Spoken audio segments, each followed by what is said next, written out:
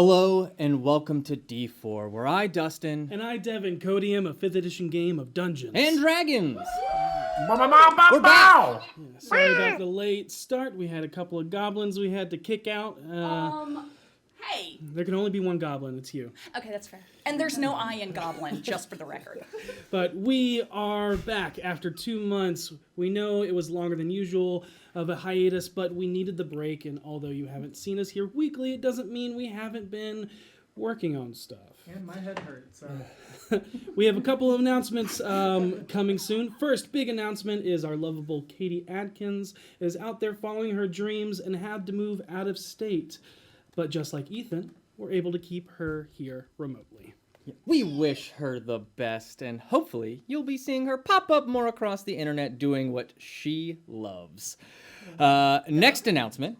It was Ethan's birthday yesterday. Yay! So happy birthday to our Thanks. wonderful and amazing bard. And last announcement is you might notice things are a little different here, but don't worry, we will have answers to all of that in the next week. So stay tuned on our socials. And yeah. Yeah. But since it's been such a long time in between episodes, we're going to skip the full ad reads tonight and just quickly take a moment to thank our sponsors of Die Hard Dice, D&D Beyond, Idle Champions, Beetle and Grimm's, Eldritch Foundry, and Meeple Madness. Make sure to get your free Idle Champions chest code by using the one that's at the bottom of your screen for those watching on Twitch. I'm sure that's what it is. It is. And then enter hashtag Eldritch for your chance to win a $50 gift card from Eldritch Foundry. Please go support all of them and let them know who sent you. Make sure to keep up with all of our announcements over the next week at d4dndrpg.com and our socials. And without further ado, let us immerse immerse ourselves. into the Chronicles of D4. Happy Lunar New Year! Happy.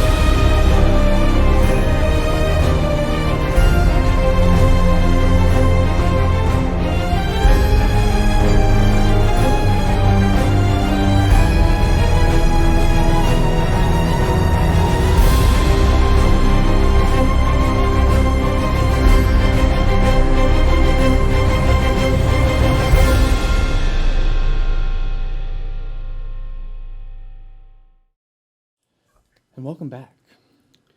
Last time, on a drifting dory of a determined descendant. It began as Vinley had just discovered the true identity of Captain Lascalar, which preceded a deeper discussion with Prince Lomruil. After releasing his mind from being locked off from his memory, although his illusioned human form still remained. Meanwhile, V got some one-on-one time with Kahuna, as he taught her how to float and the fundamental principles of how to swim so she'll be less afraid of the water. And I just want to take a quick second to pause on the recap to thank Nate, a.k.a. Bigby's Hand, for that amazingly new intro. Literally, he threw that together last minute, and it came out incredible. So thank you so much, Nate. It's super cool.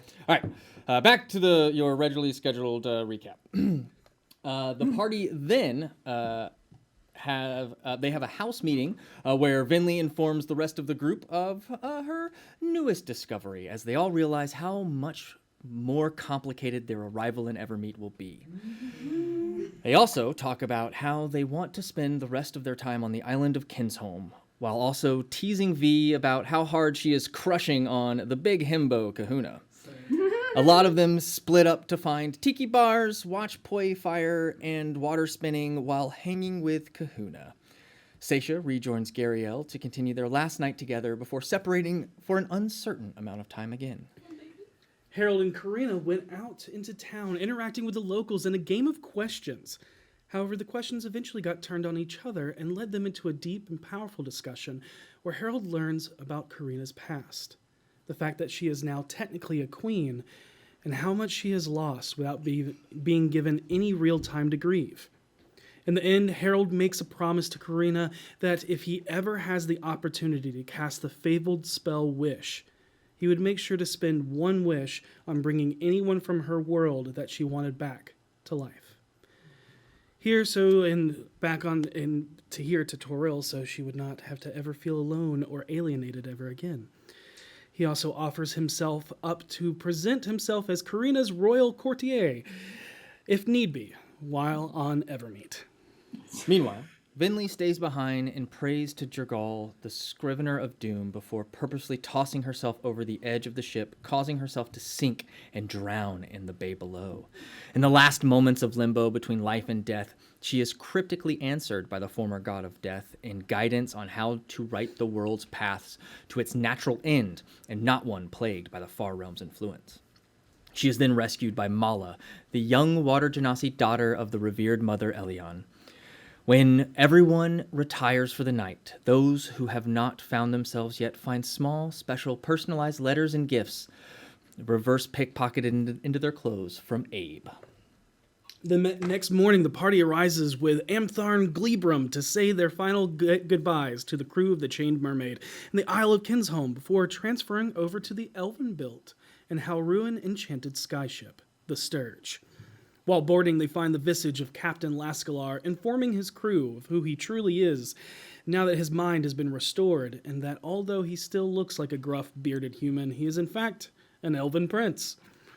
They all get acquainted with the crew of able-bodied sailors, the first mate female half-orc Heel, and the coxswain Flapjack, a sentient and telepathic flump. After a while of sailing across the cloudy skies, a storm brewed on the horizon at the stern of the ship that seemed to move faster than a storm should, naturally as it approached the Sturge swiftly. Soon the party saw a ship without sails as it began to approach, emanating not only the storm clouds and bouts of lightning, but also an enchanting song that lured almost all of the Sturge's crew and V over the side. In a battle of wit, words, threats, and counterspells, the BFGs learn the Revengeneers and the masked Medusa Captain Vilka of the Fulgur are bounty hunting the Sturge for Commodore Zord. Captain Lascalar and his crew were recently responsible for taking out a shipment of Jarlaxle's gun shipments between Luskan and the Lord's Alliance. As the two crews came to an understanding that peace was worth more than the potential annihilation, through Harold's convincing words backed by his allies' actions, a truce was brokered, and the Fulgur and its crew retreated back towards the Sword Coast. What a waste of a wyvern poison. After the battle, the party joins with Lamruil in the galley as they discuss the prince's history within and beyond Evermeet. How he is unfavored as heir because of his frivolous nature as a youth, and the fact that he married a human woman named Mora. They all also learn a little bit of elven history of Evermeet's creation, the war between Corellian and Aranshi, also known as Loth, the demon spider queen, and how she has used servants such as the traitorous Kaimel Nimison to kill the Moonflower monarchy.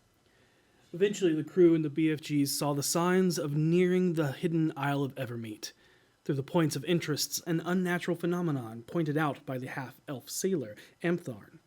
As they come across a storm bigger and more violent than any they have ever seen before, they notice the presence of a leviathan, a tempest, and gargantuan monstrous sea creatures waiting to protect it. However, the captain, being the Prince of Evermeet, steps upon the bow and sings an elven song while blade singing with the king's blade itself, creating an arcane weave that protects the ship and its crew. And that is where we pick up tonight's story, in the beginning of this year.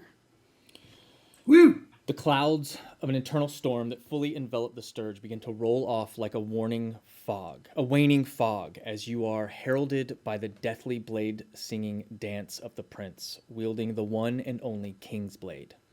His voice soothing and calm, with a touch of melancholy carves through the storm as he pours magic from both elven word and whispering blade, cutting through the wind in a melody that harmonizes his canorous song. It is the only thing you hear, despite the visage of gale winds and clamorous thunder from violent lightning that surrounded you just beyond the veil of protection he and his ship grant you and his crew. A light crests through the fading mists, so resplendent, it feels if you have been drowning your whole life and only now know what air truly is and what it feels like in your lungs. For a moment, a morbid thought passes through your mind, unsure if you have perished at the whims of the protective storms and passed into the realm of Arvindor itself, the holy forest of the gods. It's either that, or perhaps this place where Arvindor itself has fallen into the prime material plane from the heavens itself. Elven legend, in fact, for Vinley, claims that very thing. Before you is a sight that brings many of the sailors to their knees in awe as it too beckons you to kneel in its resplendent beauty. All sound returns with the last ringing note of Lamaril's blade singing in the wind like a tuning fork, and you are greeted not only with unparalleled glamour, but with the soothing rock and crash of soft waves, miles of beachless edges filled with vibrant green coniferous trees and the warmth-spattered paintings of others. The sea surrounding Evermeet, inside those regions of protective cyclones and rough weather previously ventured, is eternally calm and of the deepest cerulean blue. The lush, verdant island before you presents a vision unequaled in any mortal realm. The closest any of you have ever seen is the whimsy and strangely oversaturated color of the Feywild. Traveling across the trackless sea has only led you from one increasingly geographical beauty to the next. Good Lord, that's a sentence. You're welcome. Get used to it. We're in alphabet. Right? However, this is more beautiful than any other place you've seen on the prime material plane of Toril. The shores ahead of you are forested with evergreen and ancient oaks nearly to the water's edge. A few other unusual species such as blue leaf, duskwood, and massive shadow-top trees are scarcely scattered amongst the cathedral of trees in smaller numbers. It is very presently in the midst of late fall, as you see many of the non-coniferous trees color the island vibrant warm hues of a sunset. Reds, oranges, yellows, even some pinks and purple treetops can be seen, most likely influenced by the island's intertwining touch of the Feywild. A single word whispers from the captain and king's lips in Elvish that carries on the wind as a whisper of pained inspiration of a dying man. As he says this, you see the city at the edge of the island on the southern side of the Estuary. That's what I said.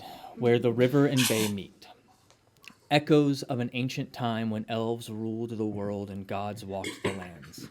The soaring towers, round domes, intricate buttresses, and gilded palaces all are works that rival and surpass even the imperial cities of Karatur. But all are created directly from the land. They are grown through the wonders of elven magic. The city looks like a cityscape of perfectly sculpted crystalline shards of iridescent pale moonstone, grown and crafted in such a way that it creates a prismatic array of light that illuminates the city in divine washes of every color, refracting off the buildings.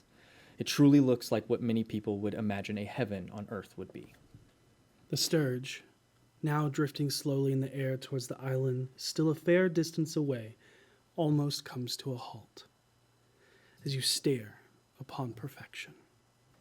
Two low mountain ranges split by the river that nearly divides the island diagonally can be seen to the northwest. And if I remember, you might actually have an uncharted map. I think Venley has it. Okay. Just Or there's no, a- there's an actual handout. I have the actual fizz Yeah. rep. Yeah. Yes, if you want to look at it as I'm making these descriptions are being said. Mentarn. But Hang on, I got a lot of text props. despite the height of the Hauruan vessel, it is nearly impossible to see through the dense and colorful canopy throughout the island. However, a few things catch your eye for the more perceptive party members. To the northwest, just above the hills, you see giant golden eagles and pegasi on the opposite mountains, just like little, almost like seagulls, so far away. To the north side of the Moonstone City, you see a glade of autumn wildflowers, where a herd of wild horses can be seen grazing and galloping through the meadow. And although they appear normal, something about them seems magical, even from this distance.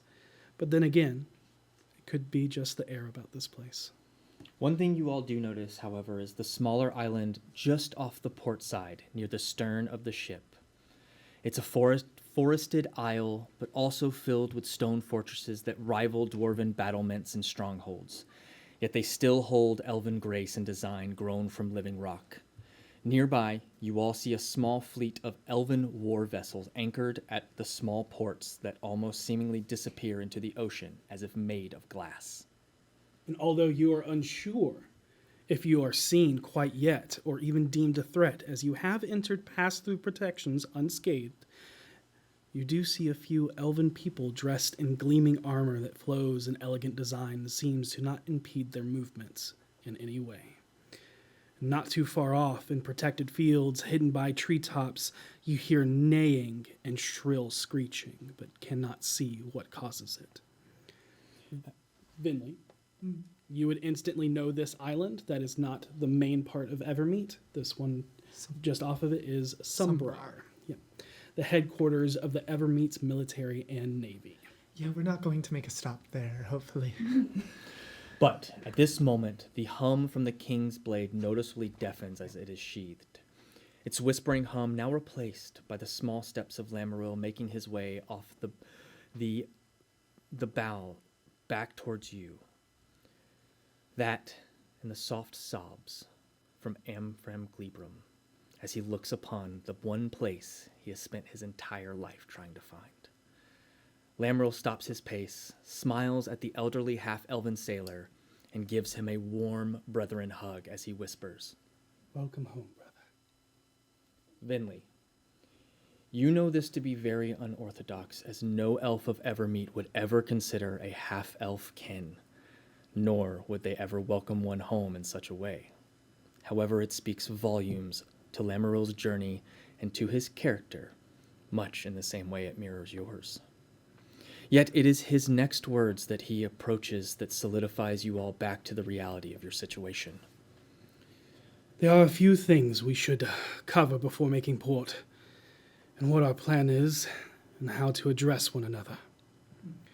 I do not have time to cover all of the customs and etiquettes, I'm sure, but I am unsure how much time we have, if at all, before we're hailed. Until then, the ship will stay here. I suggest we go to my quarters and speak more in private. Heel! Have all half-elven crew get below decks, and have Yilindar act as first mate until I can find a way to find my true form. Have him fetch me in my quarters when we are inevitably boarded, or soon to be. I do not wish any hasted silvered blades of the elven cavalry harming you or any others through uncultured bias. Oh, and tonight, light a vigil for those we lost to the Folga, so they may be guided to the Crystal Spire. And with that, you see the capable half-orcish trans woman take over and begin delivering orders. Sails are brought in to half, and anyone that could be seen as unfavorable upon first sight by elves is taken below deck. The captain nods to you all and heads into the captain quarters. However, after he leaves, there is one crewman that does not seem to want to listen, as you all notice the old half-elven sailor whose knobby claws are still anchored into the bow railings as he euphorically looks upon Evermeet's beauty while taking in the winds like he has never breathed fresh air in his life. When Heel tries to move him, he brushes her off like an adolescent child ignoring a step-parent. Seisha, you can read their lips in this short conversation. Captain says it's time to get below deck. I've waited me whole damn life to see this. And as soon as we get here, you aim to shuffle me below into the dark like a damn drow. I don't think so. Captain orders. Your captain, not mine. His ship, his orders. I be not moving. Fine. Your funeral. We might want to go over and talk to him. He's refusing to get to somewhere safe. You see as you're making your way, the half-orc first mate like shaking her head as she walks off and continues to round up the others heading down. I'm gonna approach Amthar Gleebrand. Okay. Amp. Hey, It's beautiful, isn't it? nothing like it. You ever seen such a beauty in your life? I actually have. You're from here then?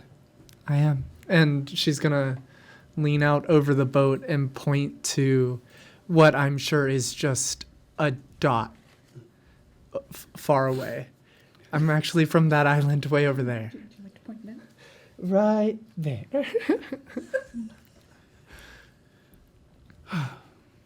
But That's right, I remember you saying something like that. I guess I lost all thought when my eyes actually laid upon her beauty. it's mesmerizing if you're not used to it.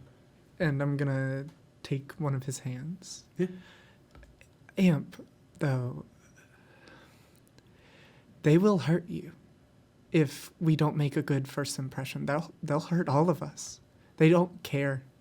They don't care that you've never been here. They don't care that you have elven blood because all they see is your human blood. And I want you to be able to set foot on that island, not just see it. I want you to eat all of its food. And I want you to take just the worst shit in one of the nicest bathrooms here. And we're back. Welcome to D4! Nastiest dump. Go ahead and roll me persuasion. I'm gonna give you advantage for that, 'cause I will let you know, though. You can see in his eyes, despite the last bits of your words, there is, it's gonna be hard to convince this man. However, you have a little bit the yeah, advantage. You may have pulled on different types of heartstrings. Yeah. Or butt strings. Okay, a 13. Total of Oh, a 13. God. Yeah, I have a +0. Okay. I think I used my point. He looks at you, And you can't do that if you're dead. nods, and without saying another word, he Well, you do leaves. take one last poop before you die. Like as you die. I'm pretty sure. The body releases it all, right? I'm So pretty like he sure- could I'm he pretty sure could that happens theoretically after die he in the died. nicest bathroom and take one last dump. and he says, "I and my feet will be standing on their shores when I do." Absolutely. Hell yeah. But as he says that, he heads below deck. Yeah. You're unsure if you fully convinced him, but Good job. right now, he's below deck. Yep. That was exhausting. You were very persuasive. Before we move ahead, is there anything else that you all would have been doing when all of the descriptions were happening or anything like that? Seisha would have walked over to where Venley was standing and just kind of reached out a pinky and hooked her pinky with Venley's. I don't think she even knew you were there. Yep, I don't expect she did. I think she was in danger of falling over the side of the boat because she was leaning just ever so slightly, not touching her hands to the rail, just staring down. Okay. Yeah. Anything happening from our upstairs crew? Yep. I rolled a 34 on deception to not look blatantly impressed. Harold seems pretty placid about it all. Yeah. Wait a minute. In the inside, he's exploding. But Hey, what's beat a it? 34. Go ahead. 34? Would you have known No, to I can't. actively? I can't. The highest I can get is a 32. Yeah. Harold can lie to me. Yep. Of course I can. Of course I can. Is He okay, has V? flight anxiety Yeah. Okay. and is gripping on to whatever is available. And everyone's like, "Wow, it's so beautiful." And she like slightly stands up and looks and goes, "Yep, looks great." And like slowly looking down at the ground, like freaks her the fuck out. So she's just like, not gonna look. And Petunia, are you doing anything? Petunia would, as they get closer and closer, like she's like keeps looking over at Harold, like waiting for him to go below deck. Like, hey, honey, Yeah? maybe we should go, cause I don't want you to get hurt. We gotta go to the cockpit first, and we'll talk to the captain and figure it all out. Captain's quarters, not cockpit. I don't know what a cockpit is. I don't know what it's called. What is Are it? you okay, Harold? Sounds I don't terrible. think No, they it's do actually bird an fights elvish on word. boats here. Harold's right. Is It's- that like a pit with chickens? Yeah, I don't he's think we have. pronouncing It's a it bird wrong. fight. Oh. Typically, last I heard. Cockpit is right. We're in the air. Right? Okay. I'm impressed, Harold. Why? You hear a soft chuckle in everyone's head, telepathically, as you hear Flapjack just kind of giggle at your. I will die for Flapjack. Flapjack is not going Yeah, under. he's staying. Work. Well, yeah. Yeah, just letting you all know that. I give him a slumping little it figure up. 5. Alright. Just think. Noodly appendage. I'll take your hand and head towards the captain's quarters. Okay. Yep. And then Karina is there. You thinking? Yeah, No, just walking with him. got it. When I see this kind of like, not banter, but worry from Petunia, Vinley, making her way also to the captain's quarters, is going to walk next to Harold and put her arm on his shoulder. Okay. Once again, it's super hard to read him right now. Yeah.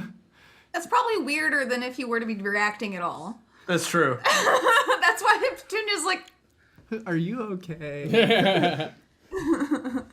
I gotta be honest, how do you tell the difference? Between what? Half elves and elves. Facial structure. But what if someone's just ass ugly? That is a good question, and that's actually Never a had lot that of problem. the excuses that people get away with on Evermeet for having a half-elf child. Just really malnourished. They So what if we just say that's Oh. just Harold's face? He's totally full elf. Harold's like the best liar I know. Elves you can't have really to shave. grow I thought the facial ear hair. size was different. We can say he got an enchanted potion and he finds it rather dashing. You could. Ear size is also. Yeah, aren't the ear sizes like? I Like, could sure craft you some Harold cute has ears. shorter ears because he's half elf, and he Here. has longer ears. Have one of Let's mine. talk to the captain. lay on hands. You just made yourself a half elf. That's the difference between full elves and half elves. Full elves can pop them off. I can't even do that. We're like Wait, Polly can't you Pockets. just like use some sort of like disguise to make your ears longer? Pass as a full elf? I could, but we have a plan. Let's get into the captain's quarters. We'll talk about it. Okay. As Harold says this, you all walk in, and you enter an elaborately elvish captain's quarters in design and structure, but cluttered and littered with a cultural bleed and display from all across Toro. It's a cockpit. His quarters are where he sleeps. Not. The walls and ceilings all have cascading interior buttress designs in an Art Nouveau style that makes the room feel more round and alive than angular and constructed. The ceiling is draped with red silks that sag between each rung above like a sea of red waves.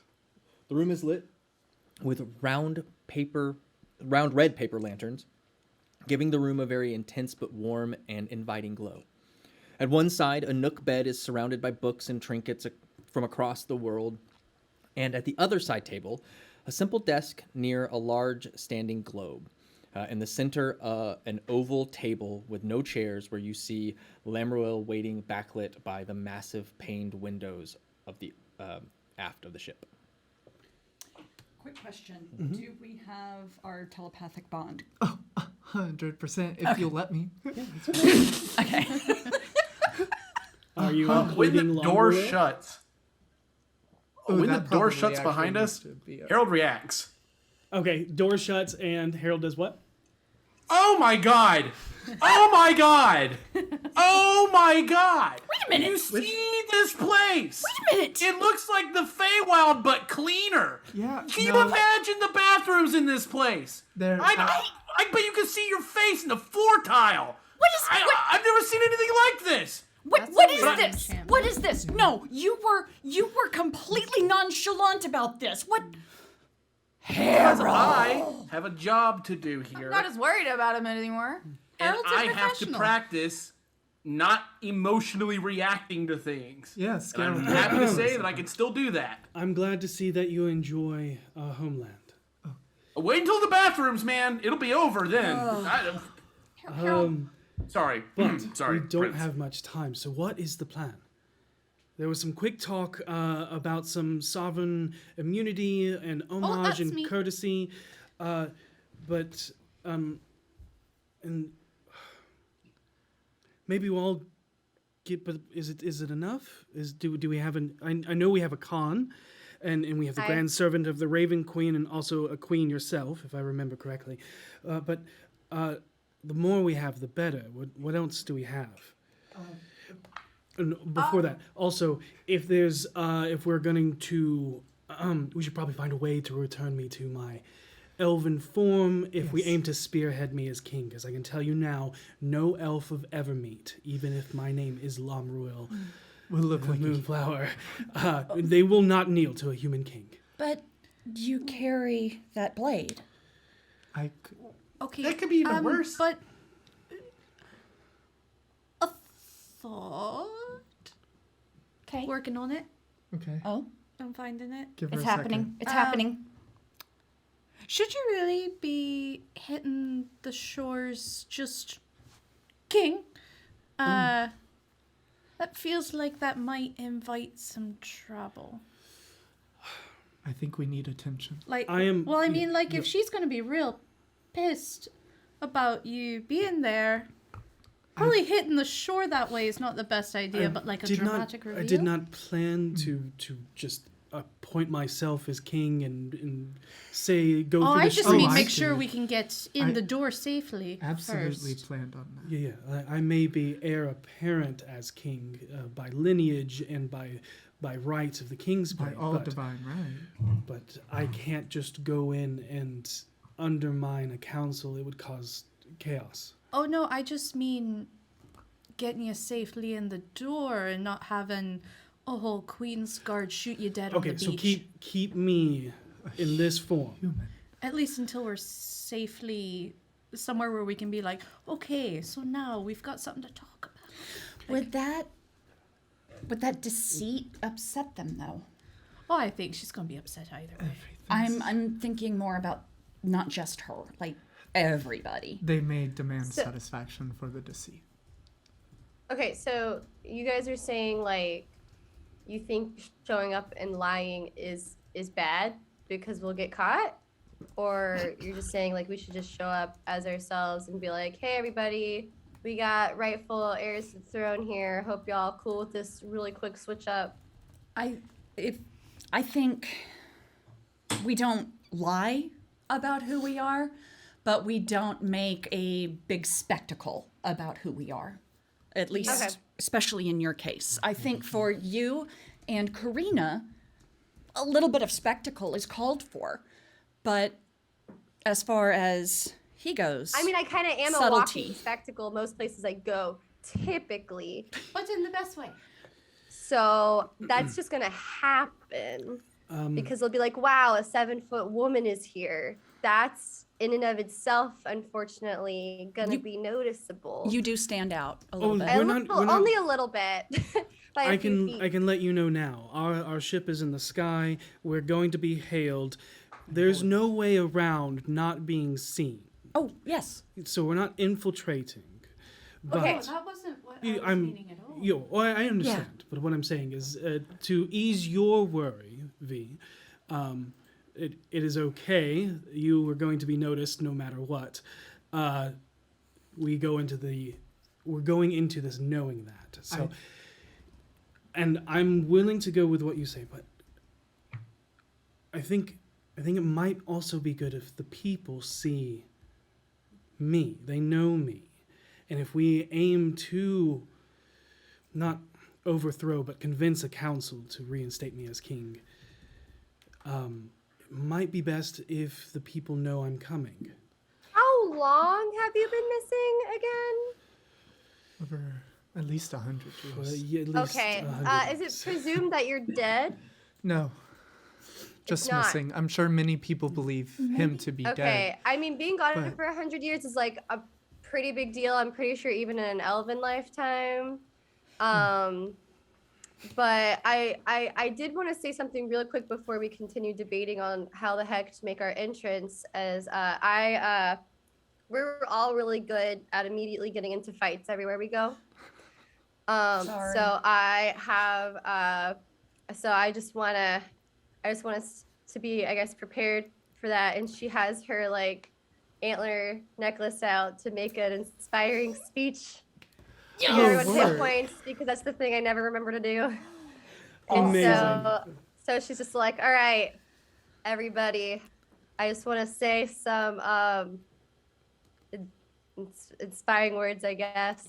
The floor is yours. And by the way, when I do this, does the antler like glow or something? Does it like do something magical, or am I just weirdly inspiring? You speak. I'm and just people I'm listen. just here to speak. Okay. Yeah. All right. So I like stand up and then I feel like uneasy because we're flying in the air, and I immediately sit back down. And because I don't like flying, I don't like being in the water, and I don't like flying. So she's just like sitting down, kind of gripping onto the sides of whatever seat she has, and it's just sort of like, all right, this is fine. So we're all gonna get down there, and it's gonna be a time. It's gonna be a time. We're all gonna experience this time. We'll all be in this time together. And we don't know what we're gonna face. We don't know if they're gonna immediately be super cool with us overthrowing their kingdom technically by taking it back. We also don't know if they're gonna be really, really mad about it. So on the chance that they're really, really mad about it and they want to kill us, I'm gonna tell y'all that we're not gonna let them do that. We're not gonna let them kill us. We're gonna live. Bare minimum, gonna live. And maybe we'll be sent through a dimension portal to lick our wounds. I don't know. Or maybe we'll convince them, hey, we got this. We're cool. We can overthrow their government. So I believe in the 7 of us. 1, 2, 3, 4, 5, 6, 7 of us to do this. Yeah, so take that to the bank and spank it, I guess. Oh, That was wow. incredible. So I feel inspired now. Wildly inspiring. One thing I just thought of is I think maybe. it's like how many hit Hold on. points? Before you get into that, Okay. logistically, Oh yeah. how many temporary hit points do they get? Hold on. Give me those. 30 feet, 6 people, you 6. Yeah. Okay, it's your level plus your charisma modifier. So your level, Is it my level plus your charisma level modifier? plus your charisma modifier. So my level is 13. Yep. Mhm. So plus charisma modifier. So you all get 14 temporary hit points. I'll take it. And then you were. So maybe it's. V made me think of something. Taking it to the lot- bank and spanking it? Harold. Okay, Sorry. 2 things. A lot of the things I've read about like protocol and things like that, semantics matter. Yes. So maybe instead I of actually was going to go over a couple of things. Her speech made me realize how much I should probably inform you of Evermeethian etiquette. I was just going to say that maybe instead of coming back and saying, hey, we have the king, we come back and say, hey, we have the prince. Instead of being presumptive that. Well, I think either way we're going to be a little fucked. Oh, we absolutely are. But it That is cushions it a little bit. That is exactly how I wanted to present myself as well. Okay. As what people know me to be, not what I assume will be. Right. I want the etiquette rundown, and then I need Karina to give me the second etiquette rundown because we're in this as a team. Oh, yes, of course. Yeah. So just let's hit that first etiquette rundown, and then I need notes. I need notes so bad. Just out of curiosity, Petunia and I don't think have roles in this, so where do we fit in? Well, is being a lore seeker enough? Well, we are both gray hands. Oh yeah. Finley, Well, yes. how Find it. amicable are elves to non-elven deities? I mean, we'd rather do without, but depending on the deity. Lamoril will speak up and go, it depends on the deity. Of course, we On worship record. the Seldarine, Yes. but there are a few benevolent gods and goddesses that we respect. Like Mistra. So if, for example, a chosen of Tamora were to be amongst the company. Wait, what?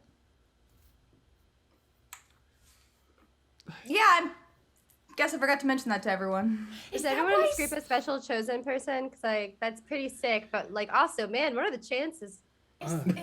Is that why things just always seem to go right around you? I thought that was They at just least do happened. now. Okay. Petunia, that's incredible. Congratulations. It's pretty unbelievable, but you know, if it'll keep them from killing me, I'll tell people. Yes. Mistra is amicable. I wouldn't put her above Seldarine. No. Okay. It's just the way you said it was very confident about how you view. Well, she's a pillar of existence in society as itself, but it's fine. This is gonna go so well. Fine. We're But fine. We're a fine. chosen of Timora, yes. Blessings and good tides. Yeah, that would be fine. But I'll carry the luggage. I don't know. I was planning on just presenting you as a lore seeker. And We've had luggage this whole time. Yeah. Yeah, we throw it in Vinley's hole. Yeah. I don't have to pack much. So things not to say on Evermeet. yeah, Let's start a list for my prince. The only luggage I bring is my otter. Oh, okay. Yeah, the otter.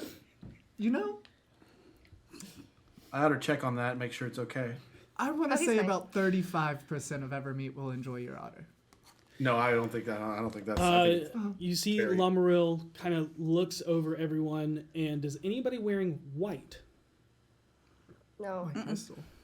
No, that's the. well, technically, you tend to wear a. Oh, I white- got a white shirt on, but I've got like the rest of it's, you know, green, gold, brown.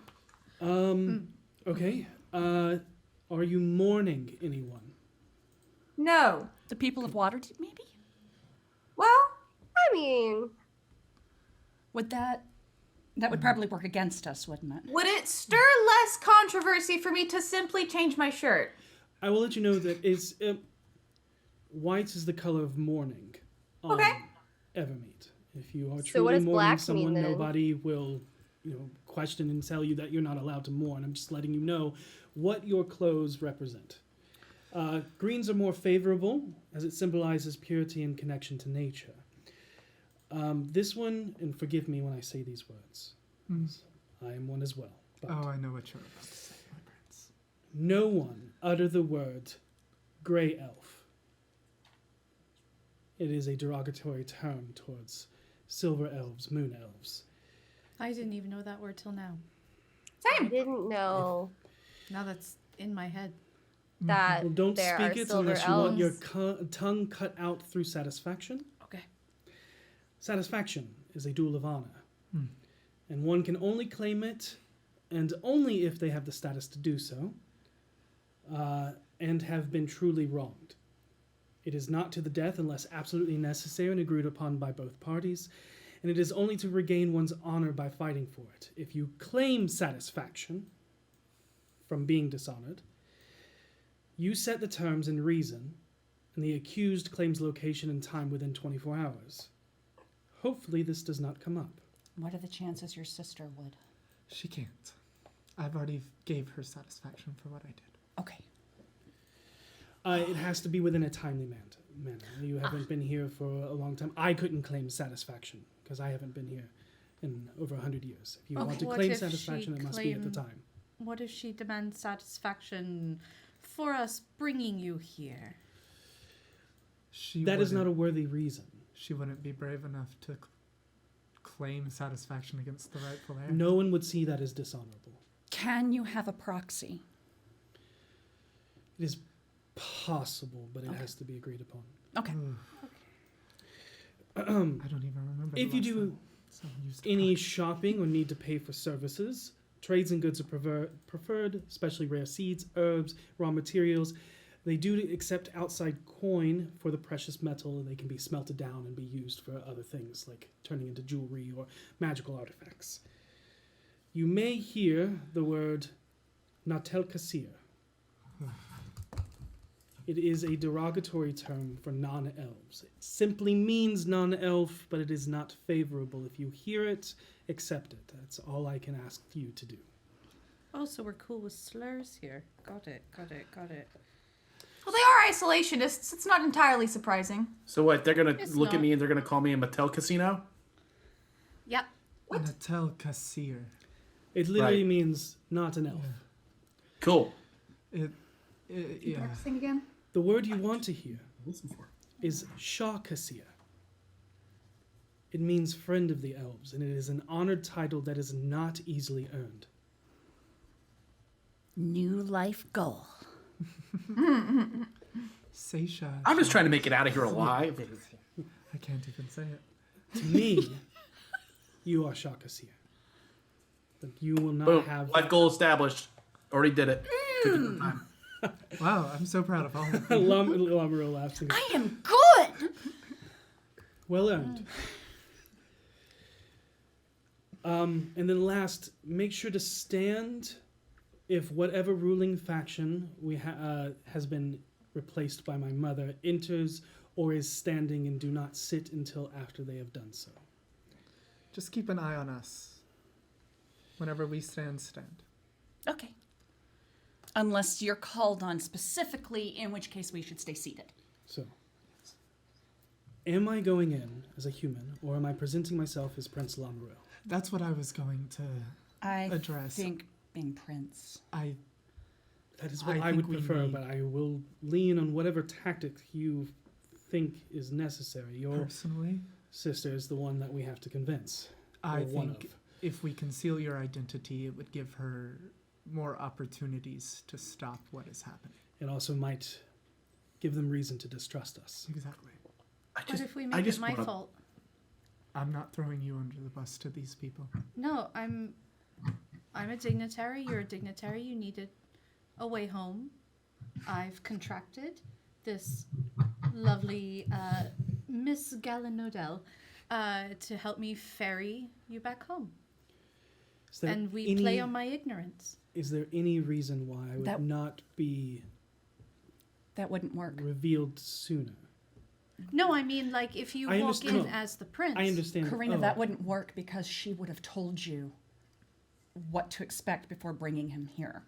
So that would put blame on her for being the emissary, so to speak, and not informing a noble of elven custom for Evermeet. I see. Blame me for being a rude dwarf and not listening. I would rather not have any animosity. Anything that we can do to shine favor upon us. Although a great favor has been being done by you bringing me home, but it's been a while. I'm guessing since my mother has been ruler and things may have changed. The honest truth in this case, I think, is our best approach. We've done nothing wrong in bringing you home. And I'm not I saying agree. you have. Right. So but what I'm saying is there's no need to Fabricate. disguise our motivation here. You were saying? Oh, I was adding words. Oh, Fabricate, sorry. deceive, things like that. That's probably not the best option. Okay. Does anybody have the ability to remove I do. a high illusion? High illusion.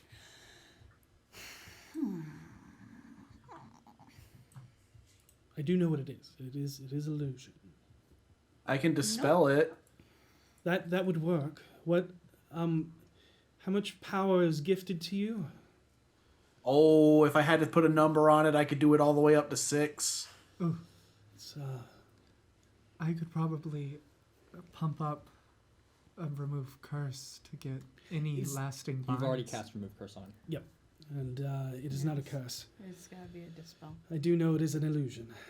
The Remove Curse got rid of the mind fog, but If you would like to try. Hey, man. I'm going to do it now while I still can. I will...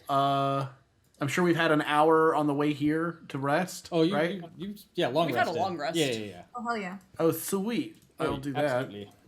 And then, I will pop you with a 6th level Dispel Magic. I need you to roll a d20 and add your charisma modifier. Luckily, I'm a charismatic guy. Oh, not charisma. Dirty 20. All right. And what does your Dispel Magic look like? You see him clap his hands and pull them apart, and you see a holographic version of his mask, kind of like in all these swirling purple colors and smoke, suck the magic into its mouth, like off of your body into it, and then I slam my hands, and it just purple smoke dispels between both sides. Yeah, and you see it, and you pull it out, and as this purple smoke envelops his form, there's this moment that you all sit waiting to see as it begins to fade and fall away and dissolve and dissipate.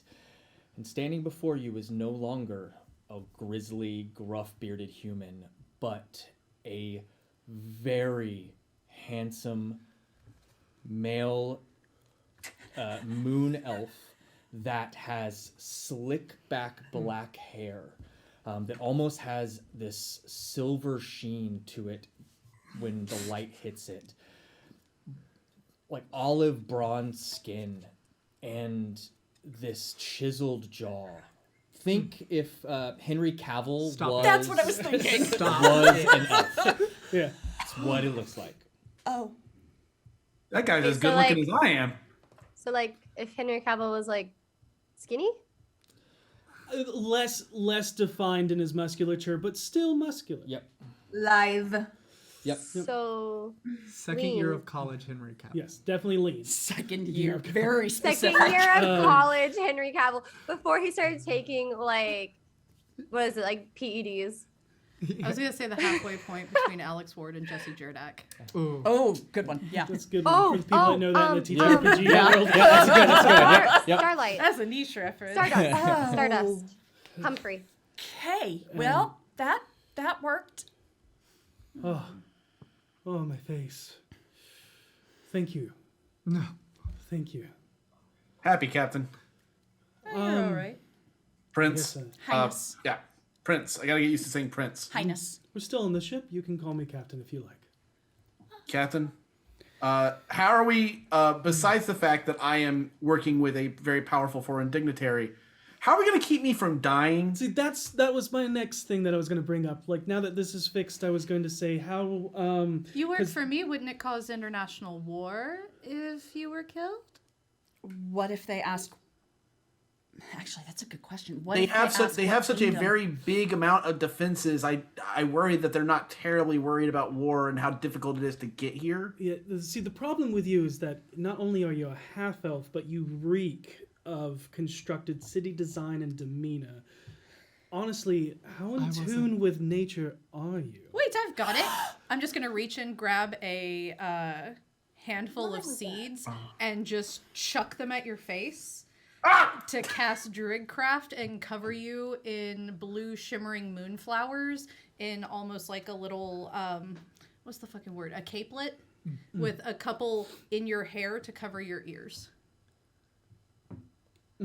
I have spent much of my time in the wood, studying many different types of botany and flowers and such. To see the absolute presence of Evermeet in person has always been my greatest dream, and to be here on behalf of my lady is truly remarkable, and I plan to only speak when spoken to, and to honor the customs of a place such as this. Oh, okay, Harold, here. I'm just going to help you out a little bit. And I pull a pin for the Emerald Enclave out of my haversack. Now that might work. Wear this, and if anyone asks, you're an initiate.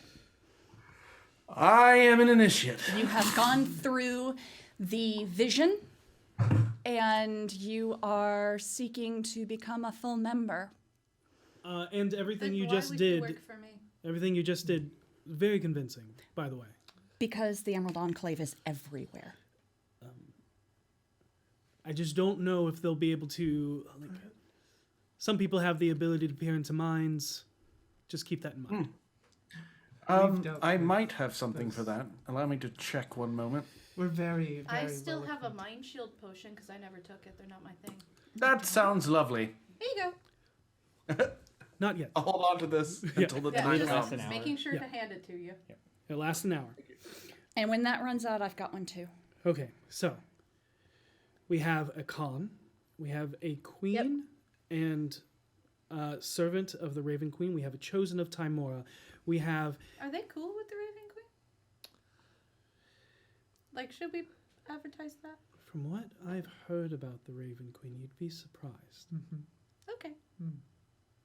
They may not see her as Hostile. grandly favorable, because she's not Seldarine, but there might be ties closer than you think. Okay.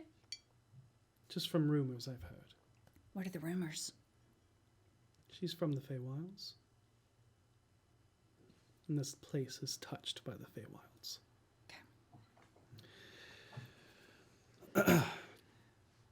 But we also have you two, as you are a representative of the Emerald Enclave, which will be seen favorable, but you are from Evermeet. But I'm also a sister of one of the current council members.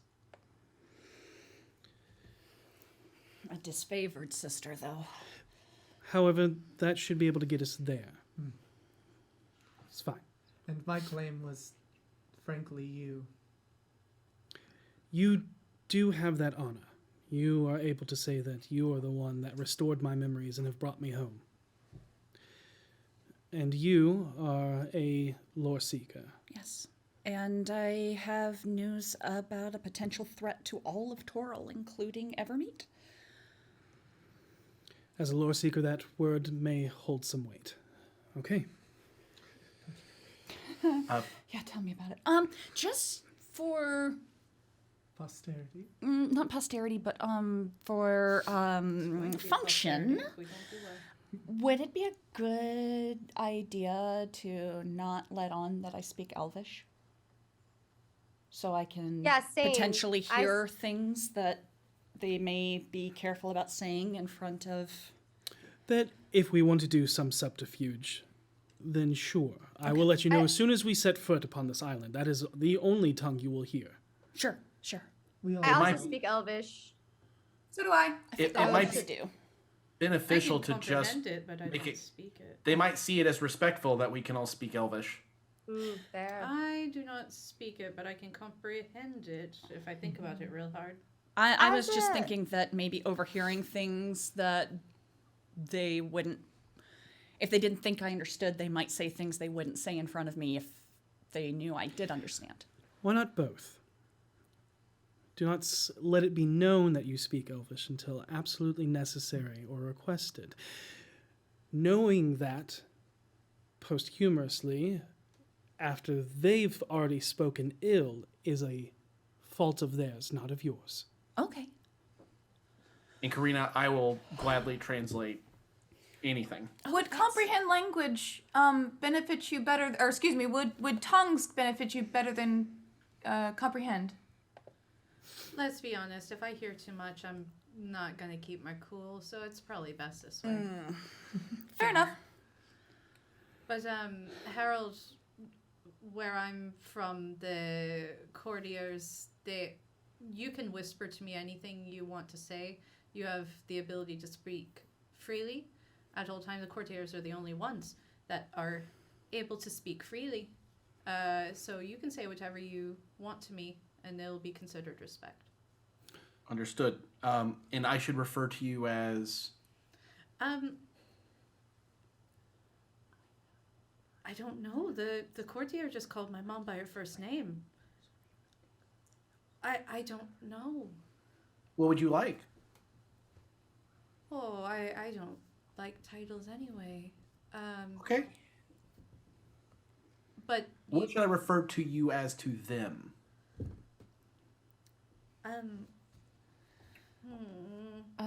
It would be Her Royal Majesty, and then your formal name. Well, but if he's just talking to me, I don't know. Typically, that's only upon the first time you meet someone. Oh, and then I thought he was making introductions. Yeah, if it is that's what I'm saying. introduction. Like, I'm going to call you Karina because that seems to be what you're most comfortable with. But when I first introduce you, Her Royal Majesty... Oh, I've got a whole title. Is it a kingdom or an empire? It's Queen of Give me that title. Queen of the Swirling Marble, Queen of Van Zonden, and Ruler of the Apollo People. Okay. Oh, okay. Hold on 1 second. Intellect's my dump stat. Could you repeat that one more time? Queen of the Swirling Marble, That's really pretty. Queen of Anzonden. Queen of Anzonden. That's our mountain. Perfect. And Ruler of the Apollo People. Of the Apollo people. It's believed our people came from the stars. Are they going to be grumpy if they don't know, if they don't recognize the locations? That's on them. You said they're isolationists. It doesn't matter if they don't know. Yeah, They're- I agree. They know whole kingdoms My grew understanding up. is they're still very well informed. They know of Toril, but if there is some place that they do not know of, because other things that I've learned is that Evermeet was shunted into the other plane for most of the time, as that's where I was, and Okay. then I took the Halruan ship. Whole kingdoms could have sprung up. So that works, yeah. Yes. Also, we kind of were isolationist ourselves in the mountain for a long time. So for all they know, we were in a mountain they've never heard of. Perfect. Okay. Sounds great. And then who will be the courtier for you, V? Oh, I thought Harold. Can he not be for multiple? I don't think it works that way. Oh no! Oh no! I can speak for you. Seisha? Sure. Okay. Running out of people, so. Yeah. Or Petunia, Petunia may be a better option. Petunia's Because she's small? She's chosen. Oh.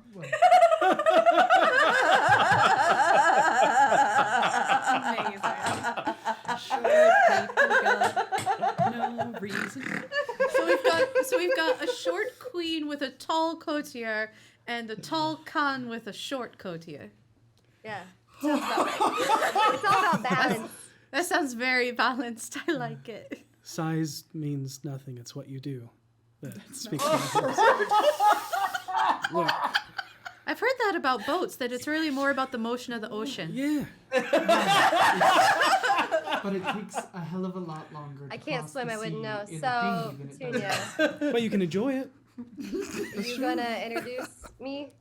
It's not all about boats, you guys. Come on. Face goes flush as she looks up and sees her prince. It would be Con Miliana Unbreakable Heart Veterock. Unbreakable Heart, I think. That's what it says. It's Unbreakable Heart. But I'm trying to figure out if that whole title goes as one thing. If I'm listing it in order correctly, is why I think your Epitaph goes in the middle. is. that's what I said. I said Via Miliana, Unbreakable Heart, Bedrock, but Khan goes first or last. I'm sure you will have time to figure that out before we reach the council. I think maybe have it's, books. oh, you know what? I think it's Via Miliana, Unbreakable Heart, Bedrock, Khan of the Bedrock clan. That sounds right. That's the title. That sounds really good. So we'll Defender go with of the that. Star Mounts. Definitely mention that your clan defends the Star Mounts Oh, Defender of the Star Mounts and within the High Forest. Star Mounts, High Forest, Dimension portals. You say something. material plane. Yeah, Plane of protector of the Defender prime material of the plane. Protector. Okay, so Protector of the realm. Defender of the Star Mounts in the High Forest Of all and this and that. of this and that there, and Protector of the Astral Plane. Prime. Prime material plane. But Prime Material Plane. as all of this is happening, Karina, at some point during all of this, you hear a whispered message in your mind. Uh-oh. The Dusk Maven requests your presence promptly. Find me in the darkest shadows of the ship. Got it. I'm gonna Irish goodbye out of the captain's Okay, so while all of this chaos is arguing happening, about like the title, just And, like, Harold turns to look where you once were and is like, and it's pronounced Lurove. Okay. I'm gonna wing it. where do you go? I will go below deck, behind some storage bins where it's really dark, Okay. and just kind of hunker down in there. In the depths of the hull storage, deep in the bowels of the ship, you're met with complete darkness. I know you have dark vision. And you see the softest flicker of a lantern light. And from there you see a familiar face. Zyla Nilo, the Shadar Kai priestess, beckons you to follow her further into the shadows. I'm going to walk with purpose. Okay? How she got here, you do not know. And in this light, you notice at this moment she looks different. Her skin is pristinely white, like a porcelain doll. Her horrific scars that were across her face and body are nearly impossible to notice now, as if they were not there. Her hair eloquently as white as her skin. A drastic juxtaposition compared to the ragged look she seemed to have while in the unnaturally dark basement of Ken's home. What do you do? Oh, don't you look lovely now? Oh, I love this. I love this. You look fantastic. You needed to talk to me. The matron of mothers does not wait. Pause. Sorry. Is it what I think it is? Yep. Yeah. That's yep. Yep. And it's Yeah. I got it. Doesn't say that. Sorry. She says, The matron of ravens does not wait, so you must trust me. Trust the darkness. Okay. and continues to back up into the darkness. Following with her. I have an appointment I have to keep with my friend, so if we could just, and as you say whatever we that, need to do, just real quick, please. the ghostly white elven woman blows out the lantern, and you instantly feel the shadows grow darker and deeper beyond the walls of the ship. You feel the emotions from you drain as dread begins to fill their place. You watch as her visage fades back into the one you saw before, more weathered, scarred, and gaunt, like a walking corpse. She then turns and walks into the shadow as if it were a thick, black fog that your vision cannot pierce. Do you follow? Mm-hmm. As you follow into the Shadowfell, you instantly feel the floor drop out from below you as you begin to fall. You feel that feeling of your stomach, like cresting over the top of a roller coaster as your stomach goes into your throat. And you fall thousands of feet. You look up to see that there is no ship on the other side of the veil, nor is there any island that the elves call home. What do you do? Have I landed yet? You have not landed. You are currently falling. Relinquishing myself to it. Okay. You see. And noticeably so. Noticeably giving in. You notice that she does the same. Yep. I'm just imagining that scene in Alice in Wonderland where we're both just kind of like... Below you, you see movement. As there is an endless sea of torment and tidal waves. You crash into it, but you do not feel the pain that you thought you should. It's thousands. You look around and you see thousands and thousands of bodies filling this black sea as a tempest of black clouds and white sheets of lightning crash deafeningly overhead, but drowned out by the cacophonous cries of ravens feasting on the bodies of the dormant mortal flesh that floats around you. However, you notice is not the flesh they pluck from the carcass, but instead a sliver of silvery thread in the same light that you remember that cascades from the Tower of Memories. You look around for the High Priestess, but you do not see her anymore. What do you do? Is this something I'm swimming through? You are basically in an ocean. It's like as if you were where you, on the prime material plane, you would have fallen into the ocean below you. Yeah. But the ocean is also filled with floating bodies. Okay. The ocean's not made of bodies. Okay, that was why I was... Body surfing.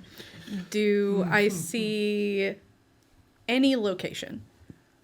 Give me a perception check. Okay. Let's see here. 17. 17. At some point when the waves become too much, almost a complete opposite of the calm of the ocean that you saw in the prime material. It is a torrential storm around you. Your head bobs underwater at some point, and you see deep, deep in the water a pillar of light. Of course. And I will dive down. Okay. As you swim towards it, you swim and swim and swim, and eventually you pull yourself up out of a puddle of murky water no wider than a carriage and no deeper than up to your ankles once you stand tall. Soaked and tired, you see the familiar no man's land of thousands and thousands of broken and rusted iron, broken blades stuck into the ground like unmarked gravestones, all bathed in the perpetual glow of the soft, radiant light of an unfathomable tower. Your footing still feels perpetually unstable as you are drained of all of your emotion, yet you are closer to the tower than you were the last time you found this place. And above the sky is now a swirl of oil and water and a myriad of grays as you watch ravens fly overhead, grasping memories in their beaks like worms to feed the nest that is the glow of the tower itself.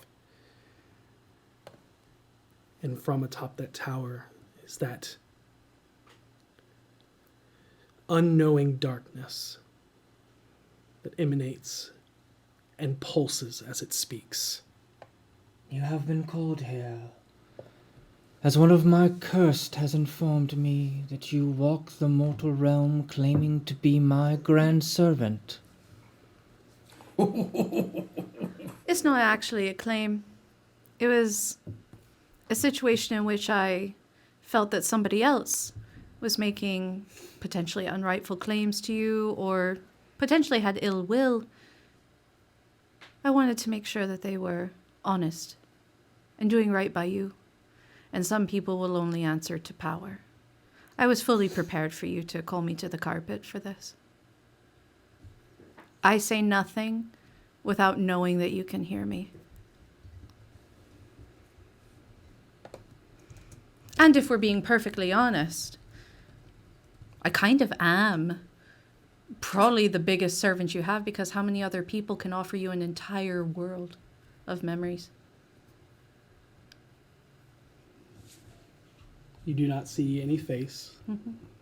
You do not feel any emotion, as this is a place void of it. You called me down here and I came immediately. What is that but a servant? And what do I offer but something grand? I don't take titles I don't earn, but I will make up a title here or there if I think it will help to ensure that somebody is being good and true. I now have to bear 3 titles I never thought I would. This is the only title I feel I've actually earned. And with that, the whimpering pleas of a man whose memories were stolen from him are now his again, because you gave him faith in me. Faith and beliefs are very powerful, much more than the fleeting emotions my sister feeds upon, and the impostor that took my old throne. But no matter. My sight no longer dwells on the wilds, but here in the sorrow. If you are to be my grand servant, it may best suit you to know more about the mortal realm on which you tread. That would help. Your mind can now access any history my fortress may hold. Out of play. Sorry. You gain proficiency in history, Okay. as if you were from Toril. Okay. And the way you receive this information when you make these rolls is in the form of memories from other people's pasts. So cool. That's dope. That's the coolest thing I've ever heard. It really is. What does that make your history roll now? My 32. my history is now a +7. Okay, Nice. not bad. The voice continues. Continue to have others find faith in me, and I will continue to grant you boons. Speaking of your companions, are all blessed by a god in some way. I see it fitting that you also carry such power. Thank you. And With this, you see flashes of memories that pulse almost in 2 sides. The left side of your vision is wrenched in shadow. The other, you see flashes of memories. You get the sense that you must choose a path. Okay. the 2 paths, without telling you what they might do, one is the wisdom of the fallen, and the other one makes you more shadow touched. Wisdom of the Fallen. All right. Out of play, you may increase your wisdom modifier score by 2. This now also makes it, if it doesn't so already, makes it so it can go past 20 up to 22. Okay. I accidentally rolled. So what is your new big number for wisdom? 19, it's a +4. Okay. This will help with any of your druid spells, any wisdom saving and wisdom skills. Also, it helps with sanity saving rolls. Yeah. Which is necessary in this game. Yeah. And with that, you see just again that it's not memories of people dying, but it is the wisdom that those memories carry. You now have those memories with you. And with that, you find yourself almost the world around you that you saw with this tower and ravens and this darkness kind of fill your mind as it all goes dark. And You hear in this darkness, the fluttering of wings. and you are in darkness. And as your vision and your dark vision takes hold once again, you are back in the hold. And the only thing in front of you is Simone. Hi, sweetie. And Like- just gonna. Why can't she just pick a beachside cafe next time? And just gonna walk back up and immediately find Harold and just be like, Sorry, I had to take a shit. You don't even have to apologize. I've been there so many times. It's totally cool. What'd I miss? They talked a lot. Oh, Okay. I guess I should have been listening. And then if you keep your silverware, specifically your salad fork, on the left side of the plate, I really don't think Left that's side, going got to it. be Heard you necessary. first. just in case, my prince. He is like, oh, sorry. Your last name is pronounced Lurove, correct? Larova. Larova. Cool. You literally see V sitting there, like pulling out small strands of hair and kind of like doing this and like tying small knots and just like literally like not like she's completely spaced out on all of like Vinley's etiquette and everything. And it's just like, I'll figure it out when I get there. It was Forest of the what now? Oh, shit. Out of play. Force of the what? I know V would actually know this. That's the only thing I'd missed. It's of the high forest. It is the High Forest. It is the It's the Star high Mounts. forest. Star Mounts of the high forest. Oh, okay. So like defender of the Star Mounts of the high forest, And protector protector of the prime material. of the prime material planes. Plane or planes? Is it multiple? Plane. It's, One plane. it's one plane, but multiple portal dimensions. Mm-hmm. That's perfect. And there Got wasn't it. another name in there? Nope. It's just three main ones. I think. Emiliana, Unbreakable Heart, Khan of the Veterat Clan, Defender of the Star Mounts in the High Forest, and the Protector of the Prime Material Plane? Yes. Cool. I mean, we could throw some more titles in there if we really wanted, like best fighter at just the make it Bloody awkwardly Fist. long for them. And winner of the I don't think we need to put in all of our titles. all the Sometimes titles. less is more. Yeah, I unless forgot unless what I they. won at the Big Kahuna place. I won a contest. What was it? Was it hula hooping? It wasn't hula hooping. I didn't win hula hooping. I'll Did I win write it down, hula V. hooping? I'll write it down. No, it wasn't. Okay. She's pretending to write in her sketchbook more. Just pretend. Yep. Uh-huh. But while speaking to Lamoureux, unless there was something important you wanted to say. No. Okay. So I read through my notes and I'm pondering something Yep. that happened. While speaking to Lamoureux and coming up with all of your titles and returning back from relieving yourself, a lithe and scrappy elven sailor throws open the dual doors frantically as a cascade of light fills the room from behind him. Captain, we're being hailed. I got some big flying beasts headed our way from Southeast Island. What do? Should we rather ready the ballista? Just in case, decide to change the tides. No, we can't show any signs of aggression. We will lose. This army took down an armada invasion once before, and we are but one ship. BFGs, I think it's time we prepare ourselves for elven politics. Wait, I think I have an idea. Okay? Hold on.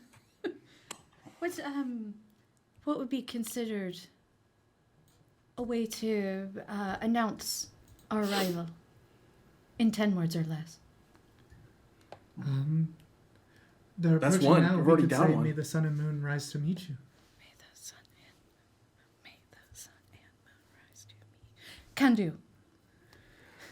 And I will go out on the deck and Before you, Yeah. as you go to that door, there is a massive shadow that fills the room, as if something is blocking out the sun from overhead that grows deeper and deeper before a gargantuan beast that looks to be nothing more than a blur of browns through the back windows flies down past the aft of the ship, and you all feel the ship rock and keel slightly towards the back from the wind pressure change caused by the draft of such a creature.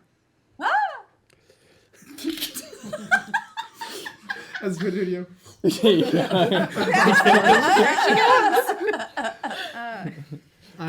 In that moment, while everyone is still here, Vinley pulls her wands out real quick and slams the bone into the ring of Jurgal and quickly taps herself, the king, and Harold.